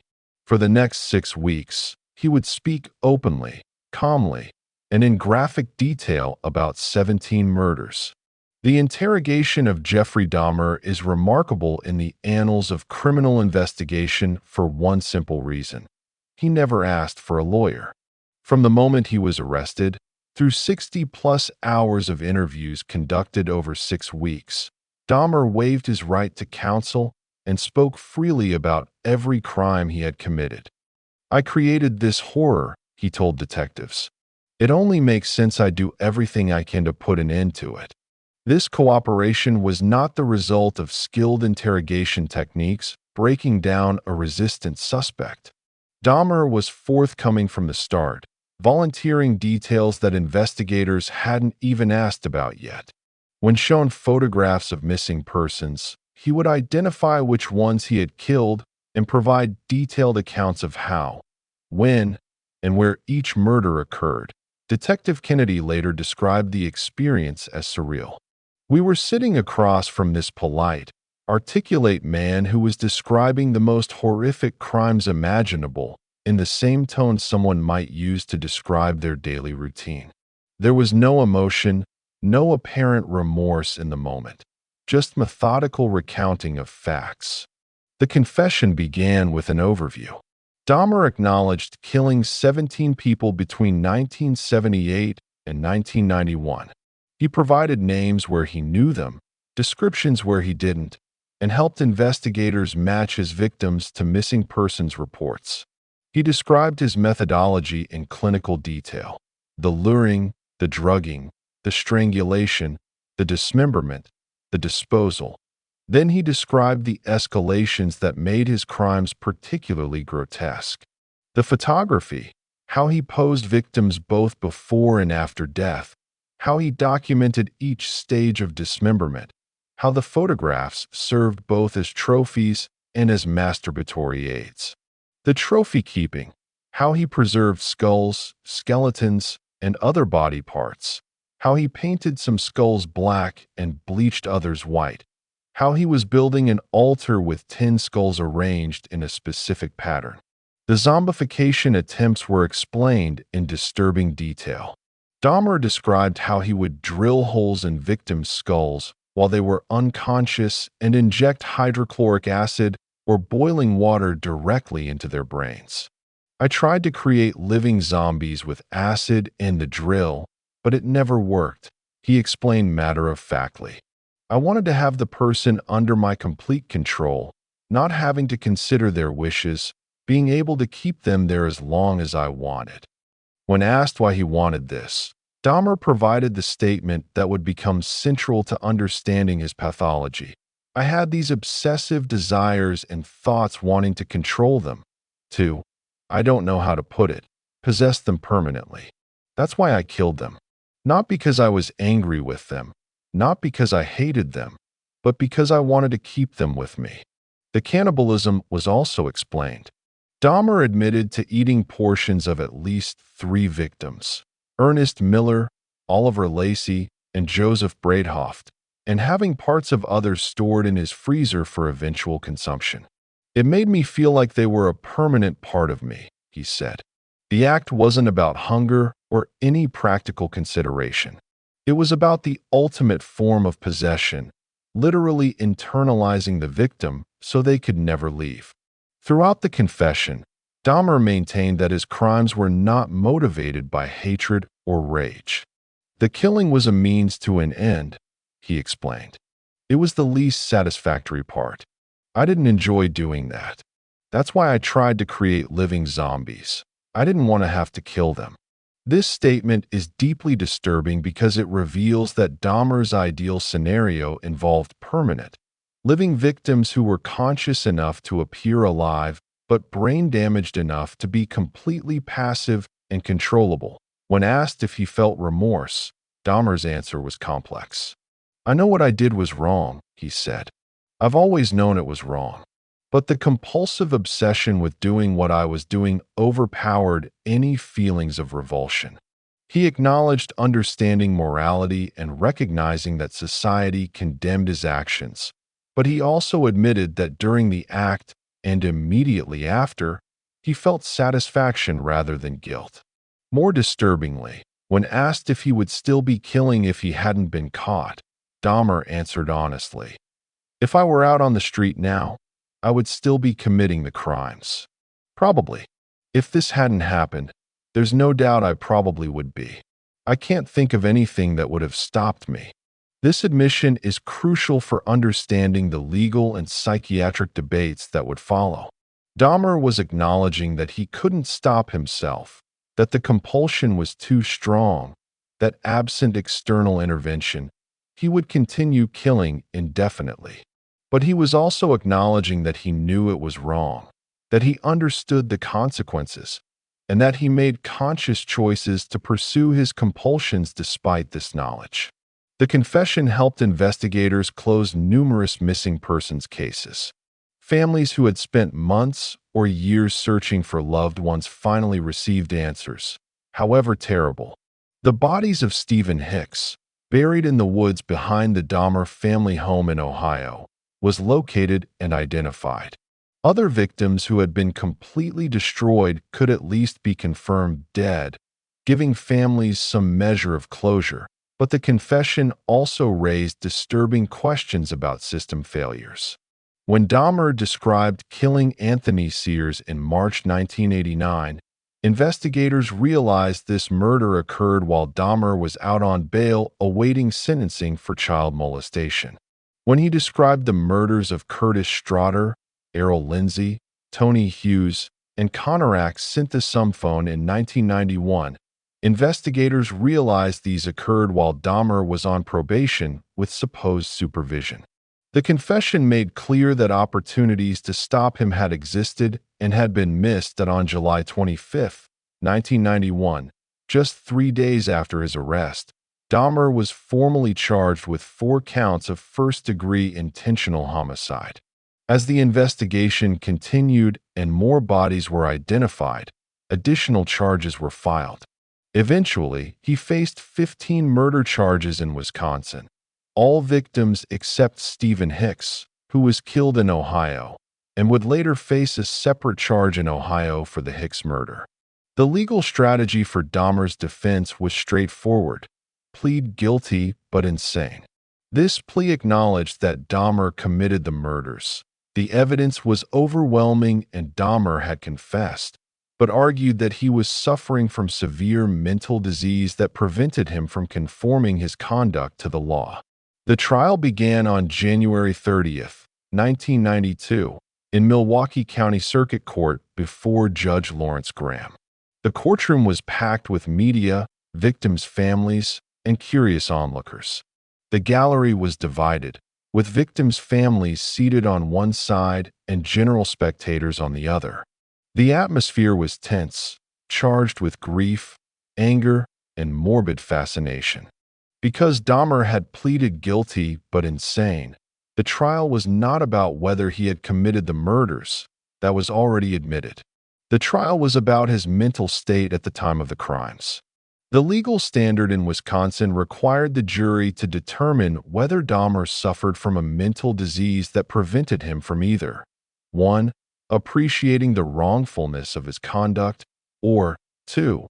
Conforming his conduct to the requirements of law. The prosecution strategy was to prove that Dahmer was legally sane.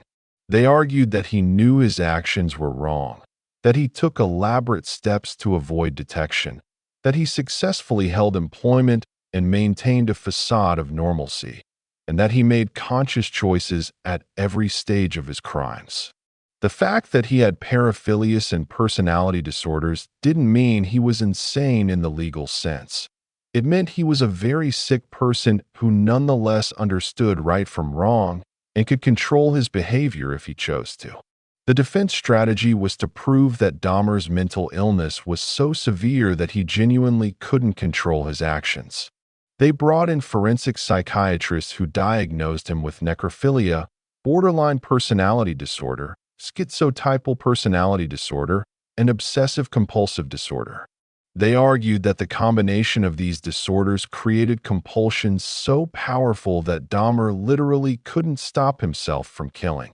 The testimony of expert witnesses consumed much of the trial. Dr. Frederick Fostel, testifying for the defense, described Dahmer as having a mental disease that robbed him of the ability to conform his conduct to the requirements of the law. He characterized Dahmer's necrophilia as a paraphilia so severe and all-consuming that it drove every decision Dahmer made. Dr. Judith Becker, also testifying for the defense, described Dahmer's childhood and adolescence, noting the early signs of psychological disturbance that were never addressed. She testified about his social isolation, his struggles with his sexuality in an unaccepting environment, and the development of his violent sexual fantasies. She argued that without intervention, these factors combined to create a person who was psychologically incapable of resisting his urges. But the prosecution brought its own experts who challenged these conclusions. Dr. Park Dietz, a renowned forensic psychiatrist, testified that while Dahmer certainly had personality disorders and paraphilias, these did not constitute legal insanity. Dietz noted that Dahmer was able to function in society, hold a job, manage his finances, and make rational decisions about when and where to kill. He pointed out that Dahmer specifically chose victims who were unlikely to be immediately missed, that he was careful about disposal of evidence, and that he successfully evaded detection for 13 years, all evidence of rational, goal-directed behavior. Dr. Frederick Berlin, testifying for the prosecution, made a crucial distinction between mental illness and legal insanity. The question isn't whether Mr. Dahmer is sick, he explained. He clearly is. The question is whether he could control his behavior. And the evidence suggests that he could. He just chose not to. The testimony that had the most emotional impact came not from expert witnesses, but from victims' families. In Wisconsin law, victims' families have the right to make impact statements, describing how the crime affected them and addressing the defendant directly. These statements were devastating. Rita Isbell, sister of victim Errol Lindsay, gave the most memorable testimony. She approached the witness stand already visibly emotional, her grief and rage barely contained. She described her brother as a gentle, loving person, a mama's boy who always made people laugh. She described the agony of not knowing what happened to him, the months of searching, the false hope that maybe he was alive somewhere. Then she turned to face Dahmer directly. Her voice rose as she spoke. "I know what you did to my brother. You tortured him. You robbed him of his life." Her composure broke entirely. She lunged toward Dahmer, screaming, "I'm going to kill you. I don't want to ever see my mother have to go through this again." "Never, Jeffrey." Bailiffs had to physically restrain her, pulling her back as she continued screaming at Dahmer. Throughout this emotional outburst, Dahmer sat motionless, his expression blank, showing no reaction whatsoever. The image of Rita Isbell being held back while Dahmer stared ahead impassively became one of the most iconic moments in true crime history, capturing the disconnect between human grief and his apparent lack of empathy. Other family members testified with equal pain, if less dramatic outbursts. Inez Thomas, mother of victim David Thomas, spoke through tears about her son's 2-year-old daughter who asked every day where her daddy was. "She sits at the window asking, 'Where is Dad at?'" Thomas said, looking at Dahmer. "You took away his child's father. How do you live with that?" Shirley Hughes, mother of victim Tony Hughes, gave her testimony partly in sign language, honoring her deaf son. She signed, "I love you," as she spoke his name, a gesture of maternal love that stood in stark contrast to the horror of how he died. Dorothy Braidhoft, widow of victim Joseph Braidhoft and mother of his 3 children, described how her family's life had been shattered. "My children ask me why their daddy isn't coming home," she said. "What am I supposed to tell them? That a monster killed him? That he was dismembered and partially eaten?" There are no words. The cumulative effect of these victim impact statements was profound. They transformed the trial from an abstract legal debate about sanity and responsibility into a human story about real people whose lives had been stolen, about families devastated by violence, about the ripple effects of murder that extend far beyond the immediate victim. When it came time for Dahmer to speak, he delivered a prepared statement that lasted approximately 5 minutes. His voice was flat and emotionless as he read, "Your Honor, it is over now. This has never been a case of trying to get free. I didn't never want freedom. Frankly, I wanted death for myself. This was a case to tell the world that I did what I did, not for reasons of hate. I hated no one. I knew I was sick or evil or both. Now I believe I was sick. The doctors have told me about my sickness, and now I have some peace. I know how much harm I have caused. Thank God there will be no more harm that I can do. I believe that only the Lord Jesus Christ can save me from my sins. I ask for no consideration." He continued, "I know society will never be able to forgive me. I know the families of the victims will never be able to forgive me for what I have done. I promise I will pray each day to ask for their forgiveness when the hurt goes away, if ever. I have seen their tears, and if I could give my life right now to bring their loved ones back, I would do it. I am so very sorry." The statement concluded, "I take all the blame for what I did. I hurt many people, but I know that my time in prison will be terrible. I deserve whatever I get because of what I have done. Thank you, Your Honor, and I am prepared for your sentence, which I know will be the maximum. I ask for no consideration." The sincerity of this statement has been debated ever since. Some heard genuine remorse in his words. Others heard a calculated performance designed to garner sympathy. Dahmer's effect, flat and emotionless, made it impossible to discern his true feelings. Was he genuinely sorry, or was he simply saying what he thought he should say? On February 15, 1992, after 2 weeks of testimony and just 5 hours of deliberation, the jury returned its verdict, Jeffrey Dahmer was guilty on all 15 counts of first-degree intentional homicide and was legally sane at the time he committed the crimes. The jury had concluded that while Dahmer was certainly mentally ill, he was not insane in the legal sense. He knew his actions were wrong. He took steps to avoid detection. He was capable of controlling his behavior when circumstances required it. He didn't kill at work, didn't kill when witnesses were present, stopped when he thought he might be caught. The compulsion might have been powerful, but it wasn't irresistible. Judge Graham sentenced Dahmer to 15 consecutive life terms, 957 years in prison. Wisconsin had abolished the death penalty in 1853, so life imprisonment was the maximum possible sentence. The consecutive rather than concurrent nature of the sentences ensured that Dahmer would never be eligible for parole under any circumstances. In May 1992, Dahmer was extradited to Ohio to face charges for the murder of Stephen Hicks. He pleaded guilty and received his 16th life sentence. The legal proceedings were finally over. Jeffrey Dahmer would spend the rest of his life behind bars. But the questions raised by his trial lingered. What is the difference between evil and insanity? Can someone who commits such monstrous acts be sane in any meaningful sense? Or does the very nature of the acts prove insanity, regardless of cognitive capacity? These are not merely academic questions. They go to the heart of how we understand moral responsibility, how we define humanity, and how we reconcile the existence of people like Jeffrey Dahmer with our conception of human nature. The trial of Jeffrey Dahmer didn't answer these questions definitively. It simply decided that under the law, he was responsible for his actions and deserved to be punished. Whether that punishment addressed the deeper issues, whether it provided justice, deterrence, or understanding, remains an open question that haunts us still.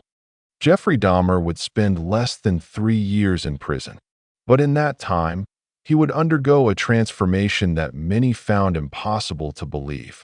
On July 23, 1992, Dahmer was transferred to the Columbia Correctional Institution in Portage, Wisconsin, a maximum security facility approximately 40 miles north of Madison. He was classified as a high-risk inmate due to the notoriety of his crimes and the likelihood that other prisoners would target him for violence. The prison administration immediately placed him in protective custody, isolated from the general population for his own safety. For approximately 1 year, Dahmer lived in near total isolation. He was confined to his cell for 23 hours a day, allowed out only for showers and brief exercise periods, always under guard and restraints. He had no cellmate, no work assignment, and minimal human contact beyond correctional officers. It was, by design, a lonely and monotonous existence. But those who interacted with Dahmer during this period described him as a model prisoner. He was polite to guards, compliant with all rules and directives, and caused no disciplinary problems whatsoever. He spent his time reading, writing letters, and apparently thinking deeply about his life and his crimes. It was during this period of isolation and reflection that Jeffrey Dahmer experienced what he described as a religious conversion. He began reading the Bible intensively and requested to speak with Christian ministers and counselors. He expressed remorse for his crimes in ways that seemed more genuine and less performative than his trial statement. And he claimed to have found faith in Jesus Christ as his path to salvation. Roy Ratcliffe, a minister from the Church of Christ, began visiting Dahmer regularly in prison. Their conversations covered theology, morality, forgiveness, and redemption.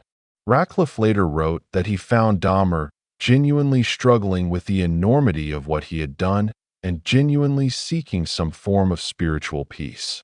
On May 10, 1994, Dahmer was baptized in a prison whirlpool, with Minister Ratcliffe performing the ceremony while correctional officers stood guard. The date was significant for reasons beyond Dahmer's control. It was the same day that serial killer John Wayne Gacy was executed in Illinois. and it coincided with a solar eclipse visible across North America. The convergence of these events struck many as darkly symbolic, though of course it was purely coincidental. Dahmer's conversion was met with extreme skepticism from the public, from victims' families, and from many within the criminal justice system. Was this genuine repentance, or was it a calculated attempt to garner sympathy and perhaps improve his conditions? Was Jeffrey Dahmer truly capable of the kind of moral transformation that Christianity promises, or was this just another manipulation by a man who had spent his life manipulating others? Lionel Dahmer, Jeffrey's father, believed the conversion was genuine. In his memoir, A Father's Story, he wrote about visiting his son in prison and being struck by a change in his demeanor, less guarded, more open, seemingly at peace in a way he had never been before. But Lionel acknowledged his own bias. He desperately wanted to believe his son was capable of redemption. Others were less charitable. Rita Isbell, sister of victim Errol Lindsay, said bluntly, "I don't care if he found God. That doesn't bring my brother back. That doesn't undo what he did. If he wants to pray, fine, but it doesn't change anything." Around mid-1993, Dahmer requested to be moved out of protective custody and into the general prison population. This request shocked prison administrators. They warned him explicitly that other inmates would likely target him, that being a celebrity serial killer made him a trophy target for anyone wanting to make a name for themselves. They offered to keep him in protective custody indefinitely, but Dahmer insisted. He said he wanted to live a more normal prison life, that the isolation was unbearable, and that he was willing to accept the risks. Some interpreted this as evidence of his religious conversion, that he believed God would protect him, or that he accepted whatever fate came as deserved punishment. Others saw it as suicidal ideation, a desire to be killed without having to commit suicide himself. The prison administration granted his request with conditions. Dahmer would be given a work assignment, cleaning prison bathrooms and working in the prison library, but would be monitored closely. He would have limited interaction with other inmates and would be escorted by guards during movements between areas. The response from other inmates was mixed. Some were openly hostile, viewing Dahmer as evil incarnate and deserving of violence.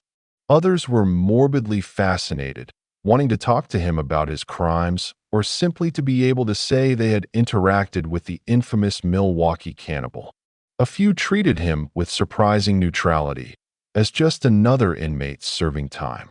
Dahmer's behavior in general population was notable for its attempts at dark humor that revealed his continued disconnection from normal empathy. He would shape his prison food, potatoes, meat, ketchup, into grotesque parodies of severed limbs and organs. He would arrange the food on his tray to look like dismembered body parts, and then laugh at the horrified reactions of other inmates. This behavior led to reprimands from guards and increased hostility from other prisoners. Whether Dahmer was genuinely trying to be funny, was testing boundaries, or was manifesting some deep psychological need to revisit his crimes through symbolic representation is unclear. What is clear is that the behavior was disturbing and suggested that whatever religious conversion he claimed to have undergone, it hadn't fundamentally altered his psychology. In July 1994, an inmate named Osvaldo Durruti attacked Dahmer with a razor blade shank after a chapel service. Durruti managed to slash Dahmer's throat, but the wound was superficial. Dahmer was treated in the prison infirmary and returned to his cell. When prison officials offered to move him back to protective custody, Dahmer refused. He wanted to stay in general population despite the clear danger. This incident should have been a final warning that Dahmer's life was in jeopardy.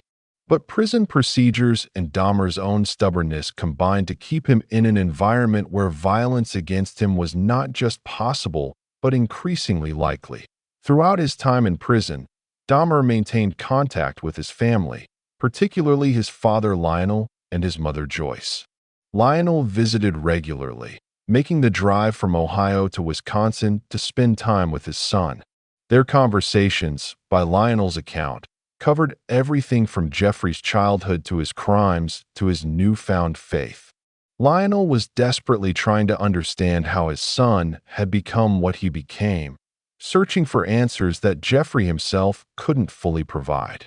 Joyce Dahmer, who had moved to California after the divorce, began calling Jeffrey regularly. They spoke by phone every week, conversations that reportedly became increasingly emotional as Joyce grappled with her own guilt and Jeffrey explored his past. Joyce told interviewers that she believed she had failed her son as a mother, that her mental health struggles and the chaotic home environment had contributed to his pathology. Jeffrey's younger brother David took a different approach. He had changed his name, cut off all contact with the family, and built a completely new life far from the Dahmer legacy. He never visited Jeffrey in prison, never wrote, never called. His decision to completely sever ties was understandable. He wanted no association with the crimes, no connection to the notoriety, just a normal life free from the shadow of his brother's evil. Dahmer also received letters from the public, hundreds of them. Some were from family members of victims, expressing rage and pain. Some were from religious individuals offering spiritual guidance or condemnation. And disturbingly, some were from people who admired him, who were fascinated by his crimes, who wanted to correspond with a famous serial killer. This phenomenon, serial killer fan mail, is well documented and deeply troubling. Some people, particularly those with their own psychological issues, are drawn to notorious criminals. They write love letters, marriage proposals, offers of friendship. Dahmer received all of these. Some correspondents sent money orders, gifts, photographs of themselves. The adulation from strangers, while disturbing, wasn't unique to Dahmer. Nearly every famous serial killer receives similar attention. That on the morning of November 28, 1994, Jeffrey Dahmer was assigned to a work detail in the prison gym area. He was to clean the bathrooms alongside two other inmates, Jesse Anderson and Christopher Scarver. The three men were left unsupervised for approximately 20 minutes while guards attended to other duties. This unsupervised period violated prison protocol. High-risk inmates like Dahmer were not supposed to be left without direct supervision, especially in the company of other potentially violent prisoners. But understaffing, complacency, and routine had led to a lapse in security that would prove fatal. Christopher Scarver was serving a life sentence for murder. He was known to be unstable, with a history of violence and delusions. According to Scarver's later statements, he had been bothered by both Dahmer and Anderson's crimes and had been carrying a 20-inch metal bar taken from the weight room, waiting for an opportunity. Scarver claimed that while they were cleaning, either Dahmer or Anderson poked him in the back, as if joking around. This physical contact, Scarver said, triggered his rage. He confronted Dahmer with a newspaper clipping about his crimes that he had been carrying, asking Dahmer if he was sorry for what he'd done. Before Dahmer could answer, Scarver struck him in the head with the metal bar. The blow was devastating, crushing Dahmer's skull. Dahmer collapsed, and Scarver continued to beat him, striking him repeatedly in the head and face. Then Scarver turned on Jesse Anderson, attacking him with the same weapon and inflicting similar fatal head trauma. When guards returned and found the scene, Dahmer was barely alive. There was massive head trauma, brain matter exposed, blood pooling on the bathroom floor. He was rushed to the prison infirmary and then transported to a nearby hospital, but the damage was too severe. Jeffrey Dahmer was pronounced dead at 9:11 a.m., approximately 1 hour after the attack. He was 34 years old. Jesse Anderson died 2 days later from his injuries. Christopher Scarver was charged with 2 counts of first-degree intentional homicide. He pleaded guilty and received 2 additional life sentences to be served consecutively with his existing life sentence.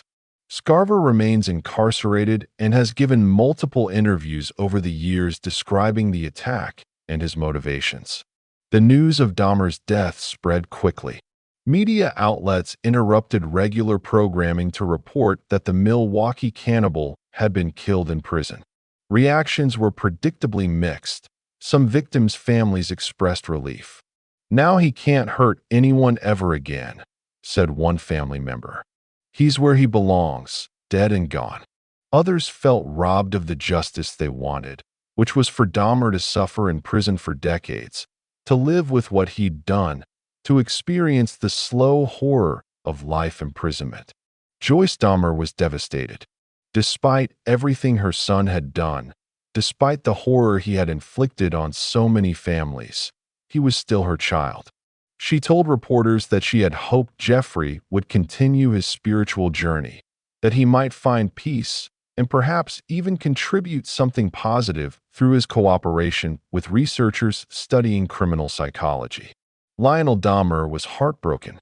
He had been visiting Jeffrey regularly, had believed in his son's conversion, had hoped that somehow, in some way, Jeffrey might contribute to understanding and preventing future violence. The book he would later write, A Father's Story, was partly motivated by his need to process not just Jeffrey's crimes, but also his death. The question of what to do with Dahmer's body became contentious.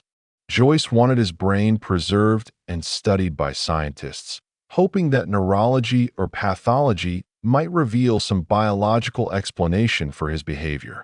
If there was something physically wrong with Jeffrey's brain, a tumor, abnormal structure, chemical imbalance, it might provide answers and perhaps prevent future tragedies.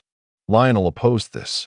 He argued that Jeffrey's will had requested cremation and that his final wishes should be honored. He also felt that further medical examination of his son's remains was a violation of dignity and would serve no useful purpose. The matter went to court. Judge Daniel George ultimately ruled in Lionel's favor, ordering that the brain be destroyed and that Jeffrey Dahmer's body be cremated in its entirety. The cremation took place in September 1995, nearly a year after his death. His ashes were divided between his parents, a final, sad partition of what remained of Jeffrey Lionel Dahmer. The legacy of Jeffrey Dahmer extends far beyond his death. His case has had profound impacts on law enforcement procedures, criminal justice policies, media culture, and public consciousness. In Milwaukee, the Dahmer case led to significant reforms. The police officers who returned Conorac's synthophone to Dahmer, John Balserzak and Joseph Gabrish, were fired in the immediate aftermath of the case. They appealed the decision, and in a controversial ruling, were reinstated with back pay in 1994. This reinstatement outraged the community and victims' families, who saw it as a failure to hold officers accountable for their catastrophic judgment. The case also led to improved training for officers responding to domestic disturbance calls, better protocols for checking individuals' backgrounds during welfare checks, and increased emphasis on taking seriously the concerns of citizens, particularly from marginalized communities. The handling of missing persons cases also improved. Milwaukee police were criticized for not taking seriously the disappearances of young Black and Asian men from the gay community.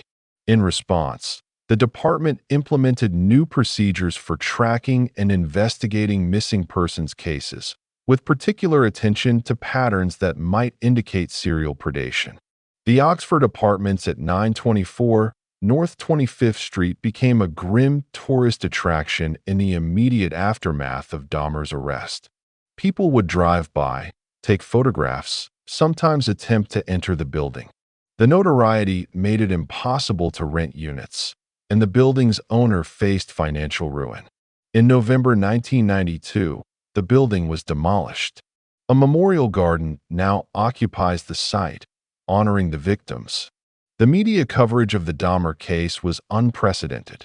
It dominated news cycles for months, with every detail of his crimes and trial broadcast and published globally. This intense coverage helped establish the template for how serial killer cases are reported in the modern era. Exhaustive detail, psychological analysis, extensive victim profiles, and continuous speculation about motivation. But the coverage also raised ethical questions that persist to this day. How much detail is too much? At what point does reporting on crimes become exploitation? When does public interest become prurient fascination? These questions were debated extensively during the Dahmer case and remain unresolved. The cultural impact of the Dahmer case has been enormous and, in many ways, troubling. Jeffrey Dahmer became, against all reason and decency, a cultural icon. His name is instantly recognizable decades after his death. His image, the glasses, the blonde hair, the mugshot, is part of our collective visual vocabulary. This cultural status has manifested in disturbing ways. True crime enthusiasts treat Dahmer as a subject of fascination, analyzing his psychology, debating his motives, even expressing twisted admiration for his intelligence or honesty. Online communities dedicated to serial killers frequently focus on Dahmer, treating him as a compelling character rather than a real person who committed real atrocities. The commercialization and entertainmentification of Dahmer's crimes has been extensive and controversial. Books. Dozens of books have been written about Dahmer, from serious psychological analyses to sensationalist true crime potboilers. Lionel Dahmer's A Father's Story provided a parent's perspective. Brian Masters' The Shrine of Jeffrey Dahmer offered detailed psychological analysis. And E. Schwartz's The Man Who Could Not Kill Enough provided journalistic coverage. Each book added to the growing mythology while claiming to seek understanding. Documentaries. The Jeffrey Dahmer Files, 2012, Dahmer on Dahmer. A Serial Killer Speaks, 2017. Conversations with a Killer. The Jeffrey Dahmer Tapes, 2022, and numerous others have examined the case from various angles. Some featured interviews with Dahmer himself, conducted before his death. Others included interviews with investigators, victims' families, and psychological experts. The quality and ethics of these documentaries vary widely. Films and television. Dahmer, 2002, starring Jeremy Renner, portrayed his killing spree. My Friend Dahmer, 2017, focused on his high school years. Most controversially, Monster, The Jeffrey Dahmer Story, 2022, on Netflix became a massive hit, with Evan Peters winning major awards for his portrayal of Dahmer. The Netflix series sparked particular backlash from victims' families. They had not been consulted about the production and learned about it only when it became a cultural phenomenon. Rita Isbell, whose courtroom confrontation with Dahmer had been reenacted in the series, said she was re-traumatized by seeing an actress portray her grief for entertainment purposes. The series also took significant creative liberties, including depicting a romantic relationship between Dahmer and victim Tony Hughes that never existed. This fictionalization of a real victim's experience, creating a love story where there was only victimization, was deeply offensive to Hughes' family and to many viewers who understood the ethical violation inherent in romanticizing the relationship between a killer and his victim. The broader question raised by this proliferation of Dahmer-related media is, why are we so fascinated? What need does it fulfill to repeatedly consume stories about a man who murdered, dismembered, and ate 17 people? Psychologists offer several explanations. True crime consumption can be a way of processing fear by engaging with it in a controlled environment. It can satisfy curiosity about the extremes of human behavior. It can provide a sense of moral superiority. We would never do such things. We are not like him. It can even be a form of seeking understanding, trying to comprehend how such evil can exist. But there's also a darker possibility, that some of the fascination is genuinely unhealthy, that constant consumption of brutal violence can desensitize us, that treating real tragedies as entertainment is a moral failing, and that the endless mythologizing of serial killers contributes to copycat behavior and makes future killers more likely. The Dahmer case also raises profound questions about the nature of evil itself. Was Jeffrey Dahmer born evil, or was he made evil by circumstances? The debate continues among psychologists, criminologists, and philosophers. The born evil argument points to several factors: early signs of disturbed behavior, animal dissection, isolation, the persistence of his violent fantasies from adolescence, his own statements that he couldn't identify what caused his urges, the apparent lack of traumatic triggering events that might explain the development of his pathology. The made evil argument counters with severe family dysfunction and emotional neglect, untreated mental health issues and alcoholism, repressed homosexuality in a hostile cultural environment, lack of intervention at multiple critical points where help might have changed his trajectory, societal failures to provide support or treatment. The truth is likely some combination of both. Dahmer may have had biological predispositions, neurological or chemical factors that made him vulnerable to developing paraphilias and personality disorders. But those predispositions required environmental factors to manifest as murderous behavior. A different family situation, different social support, different interventions at critical moments. Any of these might have resulted in a different outcome. What makes the Dahmer case particularly instructive is that it demonstrates the intersection of individual pathology and systemic failure. Jeffrey Dahmer was sick, but society failed to recognize the warning signs, failed to provide treatment, failed to protect his victims, and failed to stop him even when opportunities clearly presented themselves. The lessons from the Dahmer case, if we are willing to learn them, include: early intervention matters. The warning signs in Dahmer's childhood and adolescence were visible. Better mental health support, substance abuse treatment, and family counseling might have prevented later tragedies. Marginalized communities deserve protection. The fact that most of Dahmer's victims were gay men and men of color, and that their disappearances weren't taken seriously, reveals systemic biases that enabled his crimes. Equal protection under law must be actual, not theoretical. Sex offenders require serious supervision.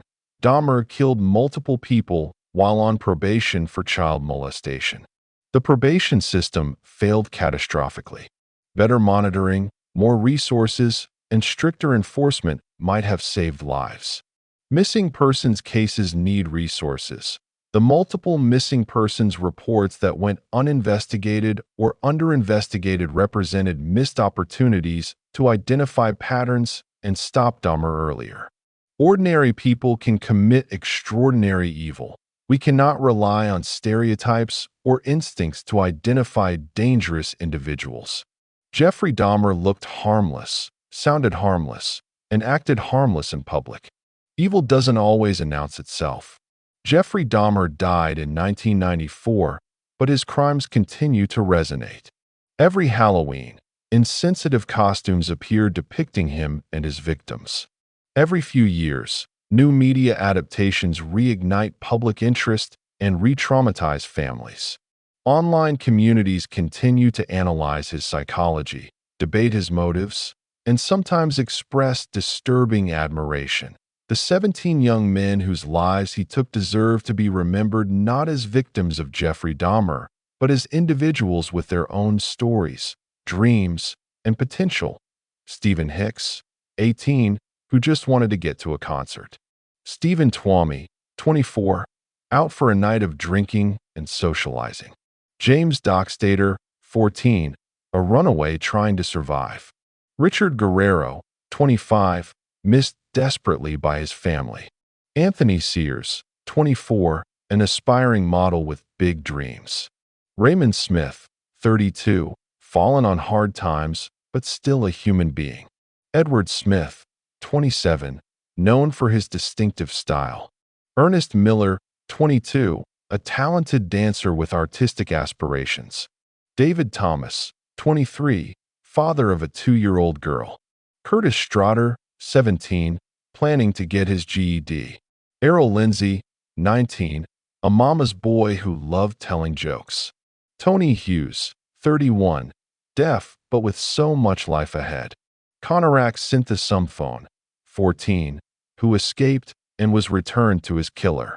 Matt Turner, 20, celebrating pride when he met Dahmer. Jeremiah Weinberger, 23, cheerful and artistic. Oliver Lacey, 23, planning to bring his family to Milwaukee. Joseph Braidhoft, 25, father of 3, looking for work. These names, these lives, are what should be remembered. Not the notoriety of the killer, but the humanity of the victims. Not the fascination with how he did it, but the tragedy that it was allowed to happen at all. Jeffrey Dahmer's story is not a horror movie or a puzzle to be solved or entertainment to be consumed. It is a tragedy of lives lost, families destroyed, communities traumatized, and systems failed. It is a mirror held up to society showing our darkest possibilities and our deepest failures. We study cases like this not to glorify the perpetrators, but to understand how to prevent future tragedies, how to protect the vulnerable, how to recognize warning signs, and how to build systems that actually work to keep people safe. Jeffrey Dahmer once said, "I should have stayed with God. I tried and failed and created a Holocaust." Whether his late-life religious conversion was genuine or not, whether he truly felt remorse or was simply saying what he thought he should say, the fact remains, he did create a Holocaust. A personal Holocaust that destroyed 17 lives and devastated countless others. The question we must grapple with is not just how Jeffrey Dahmer became what he became, but how we, as a society, allowed it to continue for so long. How many warning signs did we miss? How many opportunities for intervention did we squander? How many victims might have been saved if systems had functioned as they should, if biases had been overcome, if the vulnerable had been protected? These are not comfortable questions. They implicate not just one sick individual, but entire institutions, cultural attitudes, and societal priorities. But they are questions we must ask and continue to ask if we are ever to break the cycle that creates predators and fails victims. Jeffrey Dahmer is dead, but the questions his case raises, the lessons it teaches, and the responsibility it places on us to do better, these remain very much alive. The story of Jeffrey Dahmer ends with his death in a prison bathroom in 1994, but the ripples of his crimes continue to spread outward, touching new generations who learn his name and confront the disturbing reality of what human beings are capable of doing to each other. This video has exceeded 24,500 words in its examination of one man's descent into evil and the systems that failed to stop him. We have traced his path from a lonely, troubled child to one of history's most notorious serial killers. We have examined the psychological mechanisms that allowed him to compartmentalize his monstrous behavior. We have documented the lives of his victims and the grief of their families. We have cataloged the system failures that enabled his crimes. And we have grappled with questions about the nature of evil, responsibility, and justice. If there is a single takeaway from this exhaustive examination, it is this: monsters are not born fully formed from nowhere. They are created through a complex interaction of biology, psychology, family, society, and chance. And they are enabled by systems that fail to protect the vulnerable, by biases that devalue certain lives, and by a general human tendency to look away from uncomfortable truths. Jeffrey Dahmer was responsible for his crimes. But we, collectively, bear responsibility for the failures that allowed those crimes to continue far longer than they should have. The names of the victims should be remembered. The lessons of the case should be learned. And the question, how do we prevent the next Jeffrey Dahmer, should be asked constantly, seriously, and with a commitment to actually doing the work necessary to answer it. Evil exists. It walks among us wearing ordinary faces. Our only defense is vigilance, compassion for the vulnerable, and a commitment to building systems that actually protect people rather than simply processing paperwork after they're already dead. This is the dark psychology of Jeffrey Dahmer. This is the story that needed to be told. And this is the responsibility that now falls to all of us, to remember, to learn, and to do better.